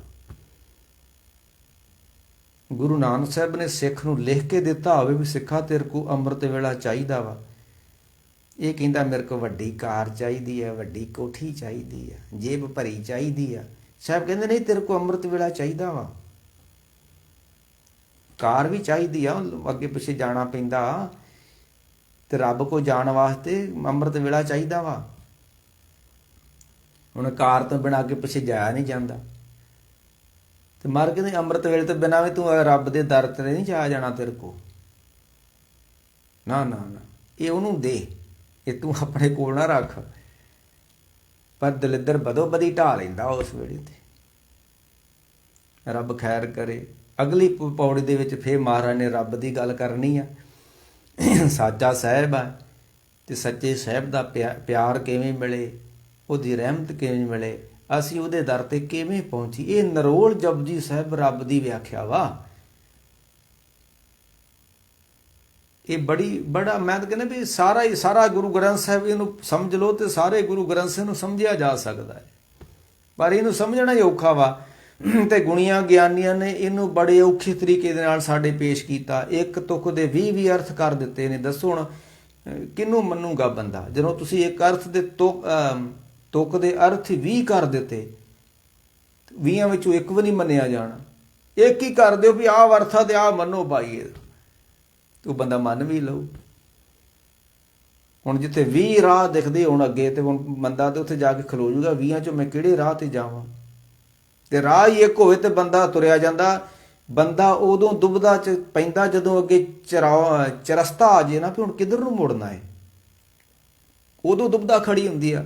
ਹਾਈਵੇ ਤੇ ਬੰਦਾ ਚੜਿਆ, ਕਾਰ ਭਜਾਈ ਜਾਂਦਾ ਤੇ ਅੱਗੇ ਚੌਂਕ ਆ ਜੇ ਨਾ, ਬੰਦਾ ਫੇਰ ਯਾਰ ਪੁੱਛਦਾ ਪਤਾ ਨਹੀਂ ਉਹਨੂੰ ਰਾਹ ਕਿਹੜਾ ਵਾ ਮੇਰਾ। ਅਰਥ ਇੱਕ ਕਰੋ, ਲੋਕਾਂ ਨੂੰ ਪਤਾ ਲੱਗ ਜੇ ਵੀ ਇਹੋ ਰਾਹ ਵਾ, ਦੂਜਾ ਰਾਹ ਹੀ ਕੋਈ ਨਹੀਂ। ਹੁਕਮ ਹੀ ਹੁਕਮ ਚਲਾਏ ਰਾਹ, ਨਾਨਕ ਵਿਖਸੇ ਬੇਪਰਾਤ। ਰਾਹ ਇੱਕੋ ਅੰਮ੍ਰਿਤ ਵੇਲਾ ਵਾ। ਅੰਮ੍ਰਿਤ ਵੇਲਾ ਸੱਚ ਨਾਉ ਵਡਿਆਈ ਵਿਚਾਰ, ਕਰਮੀ ਆਵੇ ਕੱਪੜਾ। ਫੇਰ ਇੱਥੇ ਨੂੰ ਕਰਮੀ ਤੇ ਨਦਰੀ ਮੋਖ ਦਵਾਰ। ਨਾਨਕ ਐਵੇਂ ਜਾਣਗੇ ਤੂੰ ਰੱਬ ਨੂੰ ਜਾਣਨਾ ਚਾਹੁੰਦਾ ਹੈ ਦੇ ਭਟਕ ਨਾ ਫਿਰ, ਅਸੀਂ ਉੱਥੇ ਜਾਣਾ ਜੀ, ਅਸੀਂ ਇੱਧਰ ਜਾਣਾ ਜੀ। ਹਾਂਜੀ, ਨਹੀਂ, ਨਾਨਕ ਐਵੇਂ ਜਾਣੀਏ। ਇਸ ਤਰ੍ਹਾਂ ਜਾਣੇਗਾ ਜਦੋਂ ਤੂੰ ਅੰਮ੍ਰਿਤ ਵੇਲਾ ਉਹਨੂੰ ਦੇ ਦੇਂਗਾ। ਨਾਨਕ ਐਵੇਂ ਜਾਣੀਏ ਸਭ ਆਪੇ ਸੱਚਿਆਰ। ਪਹਿਲਾਂ ਕਿਹਾ ਸੀ ਨਾ ਪਹਿਲੀ ਪੌੜੀ 'ਚ ਕਿ ਕਿਵ ਸਚਿਆਰਾ ਹੋਈਏ। ਨਾਨਕ ਐਵੇਂ ਜਾਣੀਏ ਸਭ ਆਪੇ ਸਚਿਆਰ। ਉੱਥੇ ਗੱਲ ਕੀਤੀ ਸੀ ਕਿ ਕਿਵ ਕੂੜੇ ਟੁੱਟੇ ਪਾ, ਕਿਵ ਸਚਿਆਰਾ ਹੋਈਏ। ਨਾਨਕ ਐਵੇਂ ਜਾਣਗੇ ਸਭ ਆਪੇ ਸਚਿਆਰ। ਕਿੱਦਾਂ ਜਾਣਾਂਗੇ? ਇਹ ਬੜਾ ਡੂੰਘਾ ਸਵਾਲ ਸੀ। ਇੱਥੇ ਹੁਣ ਹੱਲ ਕਰਤਾ ਉਸ ਪੌੜੀ ਦਾ। ਇਹ ਆਪਾਂ ਜਪਜੀ ਸਾਹਿਬ ਵਿੱਚੋਂ ਸਾਰੇ ਹੱਲ, ਇਹ ਸਵਾਲ ਵੀ ਜਪਜੀ ਸਾਹਿਬ 'ਚ ਪੈਦਾ ਹੁੰਦੇ ਨੇ ਤੇ ਉੱਤਰ ਵੀ ਜਪਜੀ ਸਾਹਿਬ 'ਚੋਂ ਆਪਾਂ ਲੱਭਾਂਗੇ। ਪਹਿਲੀ ਪੌੜੀ 'ਚ ਕਿਹਾ ਹੈ ਕਿਵ ਸਚਿਆਰਾ ਹੋਈਏ, ਬਾਹਰ ਕਹਿੰਦਾ ਨਾਨਕ ਐਵੇਂ ਜਾਣੀਏ ਸਭ ਆਪੇ ਸਚਿਆਰ। ਇਸ ਤਰ੍ਹਾਂ ਜਾਣੇਗਾ ਤੂੰ। ਰੱਬ ਖੈਰ ਕਰੇ, ਰਹਿਮਤਾਂ ਬਖਸ਼ਾਂ ਕਰਨ ਮਾਰ ਸੱਚੇ ਪਾਤਸ਼ਾਹ। ਆਪ ਹੀ ਕਿਰਪਾ ਕਰਕੇ ਆ ਜਿਹੜੀ ਅੱਜ ਆਪਾਂ ਅਰਥ ਕੀਤੇ ਨਾ, ਗਾਵੇ ਕੋ ਤਾਣ, ਇਹ ਕੱਲ ਨਹੀਂ ਮੈਨੂੰ ਅਰਥਾਂ ਦਾ ਪਤਾ ਇਹਦਾ। ਸਵੇਰੇ ਜਦੋਂ ਜਪਜੀ ਸਾਹਿਬ ਦਾ ਪਾਠ ਕੀਤਾ ਤੇ ਫਿਰ ਅਰਥ ਦਾ ਪਤਾ ਲੱਗਾ। ਉਹ ਇਹ ਅਰਥ ਤੇ ਇਹਦੇ ਆਹ ਨੇ। ਮੈਂ ਰਾਤੀ ਸੋਚਣ ਦਿਆਂ ਵੀ ਅਰਥ ਕੀ ਕਰਾਂਗੇ, ਗਾਉਣ ਦੇ ਅਰਥ ਕੀ ਕਰਾਂਗੇ। ਤੇ ਅੱਜ ਜਦੋਂ ਜਪਜੀ ਸਾਹਿਬ ਦਾ ਪਾਠ ਕੀਤਾ ਤੇ ਉੱਥੇ ਪਾਠ ਕਰਦੇ ਆ ਗਿਆ, ਅਖੀਰ ਤੇ ਆ ਗਏ ਕਥਨਾ ਕਥੀ ਨਾ ਆਵੇ ਤੋਟ। ਗਾਉਣ ਦਾ ਮਤਲਬ ਕਥਨ ਕਰਨਾ, ਗਾਉਣ ਦਾ ਮਤਲਬ ਬਿਆਨ ਕਰਨਾ, ਗਾਉਣ ਦਾ ਮਤਲਬ ਕਿਸੇ ਨੂੰ ਲਿਖਣਾ, ਉਹਦੇ ਬਾਰੇ ਕਹਿਣਾ। ਹੁਣ ਕਹਿੰਦੇ ਗਾਉਣਾ, ਉਹ ਹਿਸਾਬ ਨਾਲ। ਇਸ ਕਰਕੇ ਮਹਾਰਾਜ ਆਪ ਹੀ ਅਰਥ ਦੇ ਦਿੰਦੇ ਨੇ। ਕੱਲ ਤੇ ਪਤਾ ਨਹੀਂ ਮੈਨੂੰ ਅਰਥ ਦੇ ਕੀ ਬਣਦੇ ਨੇ, ਅੱਜ ਮਹਾਰਾਜ ਨੇ ਜੋ ਕਹਾਤੇ ਨੇ ਠੀਕ ਨੇ ਭਾਈ। ਕਿਸੇ ਨੂੰ ਇਹਦੀ ਸਮਝ ਲੱਗੇ ਨਾ ਲੱਗੇ, ਸਾਨੂੰ ਨਹੀਂ ਇਹਦਾ ਕੋਈ ਮਤਲਬ ਹੈਗਾ। ਕਿਸੇ ਦੀ ਸਮਝ ਆਵੇ ਨਾ ਆਵੇ, ਸਾਨੂੰ ਕੋਈ ਇਹਦਾ ਫਿਕਰ ਨਹੀਂ ਹੈ ਭਾਈ। ਨਾਨਕ ਵਿਖਸੇ ਬੇਪਰਵਾਹ। ਅਸੀਂ ਆਪਣੀ ਤਸੱਲੀ ਵਾਸਤੇ ਆਪਣੇ ਵਾਸਤੇ ਅਰਥ ਕਰ ਰਹੇ ਹਾਂ, ਅਸੀਂ ਲੋਕਾਂ ਵਾਸਤੇ ਅਰਥ ਨਹੀਂ ਕਰਨ ਦੇ ਵੀ ਲੋਕਾਂ ਨੂੰ ਪਤਾ ਲੱਗੇ। ਇਹ ਅਸੀਂ ਆਪ ਇਹਨੂੰ ਪਤਾ ਲਾਉਣ ਵਾਸਤੇ ਜਪਜੀ ਸਾਹਿਬ ਦਾ ਅਰਥ ਕਰਨ ਦੇ ਹਾਂ, ਲੋਕਾਂ ਨੂੰ ਸੁਣਾਉਣ ਵਾਸਤੇ ਨਹੀਂ, ਆਪਣੇ ਪਤੇ ਵਾਸਤੇ ਕਰਨ ਦੇ ਹਾਂ ਭਾਈ। ਤੇ ਜਿੱਦਣ ਦੀ ਗੱਲ ਆਰੰਭ ਕੀਤੀ, ਕਈ ਅਰਥਾਂ ਦਾ ਪਤਾ ਲੱਗ ਗਿਆ ਉਦੋਂ, ਕਿਉਂਕਿ ਮੈਂ ਉਦੋਂ ਅੱਗੇ ਕਿੰਨਾ ਨਾ ਟਾਈਮ ਹੋ ਗਿਆ ਕਿ ਸੰਗਤ ਵਿੱਚ ਬੰਦਾ ਕੁਝ ਸਿਖਾ ਨਹੀਂ ਸਕਦਾ। ਸੰਗਤ ਇੱਕ ਇਹੋ ਜਿਹੀ ਚੀਜ਼ ਆ, ਇੱਥੇ ਆਣ ਕੇ ਬੰਦਾ ਸਿੱਖ ਜਾਂਦਾ ਹੈ, ਕਿਉਂਕਿ ਸੰਗਤ ਵਿੱਚ ਰੱਬ ਵਰਤਦਾ ਹੈ। ਕਦੀ ਵੀ ਕਿਸੇ ਨੂੰ ਇਹ ਨਹੀਂ ਸੋਚਣਾ ਚਾਹੀਦਾ ਵੀ ਅੱਜ ਮੈਂ ਸੰਗਤ ਨੂੰ ਸਿਖਾਉਣ ਚੱਲਿਆ। ਜਦ ਵੀ ਸੰਗਤ 'ਚ ਆਉਣਾ, ਅੱਜ ਵੇਖੋ ਮੈਂ ਰੱਬ ਦੀ ਸਭਾ 'ਚ ਚੱਲਿਆ, ਗੁਰੂ ਦੀ ਸਭਾ 'ਚ ਲਿਆ। ਆਖੋ ਵੇਖੋ ਅੱਜ ਮੈਨੂੰ ਗੁਰੂ ਕੀ ਬਖਸ਼ਿਸ਼ ਕਰਦਾ ਹੈ, ਅੱਜ ਮੈਨੂੰ ਕੀ ਨਵਾਂ ਸਿਖਾਉਂਦਾ ਹੈ ਮੇਰਾ ਸਾਹਿਬ। ਇਹ ਸੰਗਤ ਦੀ ਬਰਕਤ ਹੈ। ਸੰਗਤ ਨੂੰ ਕਦੀ ਵੀ ਨਹੀਂ ਸਿਖਾਇਆ ਜਾ ਸਕਦਾ। ਜਿੰਨੇ ਵੀ ਕੁਝ ਸਿੱਖਿਆ ਨਾ, ਉਹਨੇ ਸੰਗਤ ਵਿੱਚੋਂ ਬਹਿ ਕੇ ਸਿੱਖਿਆ। ਗਿਆਨੀਆਂ ਨੂੰ ਵੀ ਸੰਗਤ ਵਿੱਚੋਂ ਕੁਝ ਗੱਲਾਂ ਮਿਲਦੀਆਂ ਨੇ। ਅਸੀਂ ਖੁਦ ਕਥਾ ਕਰਦੇ ਹਾਂ ਤੇ ਜੋ ਅਰਥ, ਜੋ ਗੱਲਾਂ ਸੰਗਤ ਵਿੱਚੋਂ ਮਿਲਦੀਆਂ ਨੇ, ਉਹ ਗ੍ਰੰਥਾਂ ਵਿੱਚੋਂ ਨਹੀਂ ਮਿਲਦੀਆਂ, ਉਹ ਪੜ੍ਹਿਆ ਨਹੀਂ ਮਿਲਦੀਆਂ। ਸੰਗਤ ਵਿੱਚ ਆਪ ਹੀ ਗੁਰੂ ਵਰਤਦਾ ਹੈ। ਮਹਾਰਾਜ ਕਿਰਪਾ ਕਰਨ, ਸੱਚੇ ਪਾਤਸ਼ਾਹ ਰਹਿਮਤਾਂ ਬਖਸ਼ਾਂ ਕਰਨ। ਕੱਲ੍ਹ ਨੂੰ ਫਿਰ ਆਪਾਂ ਅਗਲੀ ਪੌੜੀ, ਚੌਥੀ ਪੌੜੀ ਦੇ ਅਰਥ ਕਰਾਂਗੇ। ਤੇ ਉਹ ਬੜੇ ਸਰਲ ਜਿਹੇ ਅਰਥ ਨੇ ਚੌਥੀ ਪੌੜੀ ਦੇ। ਉਹਨੂੰ ਆਪਾਂ ਬਿਆਨ ਕਰਾਂਗੇ ਕਿ ਉਹਨੂੰ ਸਾਚਾ ਸਾਹਿਬ ਸਾਚ ਨਾਏ ਭਾਖਿਆ ਪਉ ਪਾਰ ਆਖੇ ਮੰਗੇ ਦੇ ਦਾਤ ਕਰੇ ਦਤਾਰ। ਵਾਹਿਗੁਰੂ ਜੀ ਕਾ ਖਾਲਸਾ ਵਾਹਿਗੁਰੂ ਜੀ ਕੀ ਫਤਿਹ।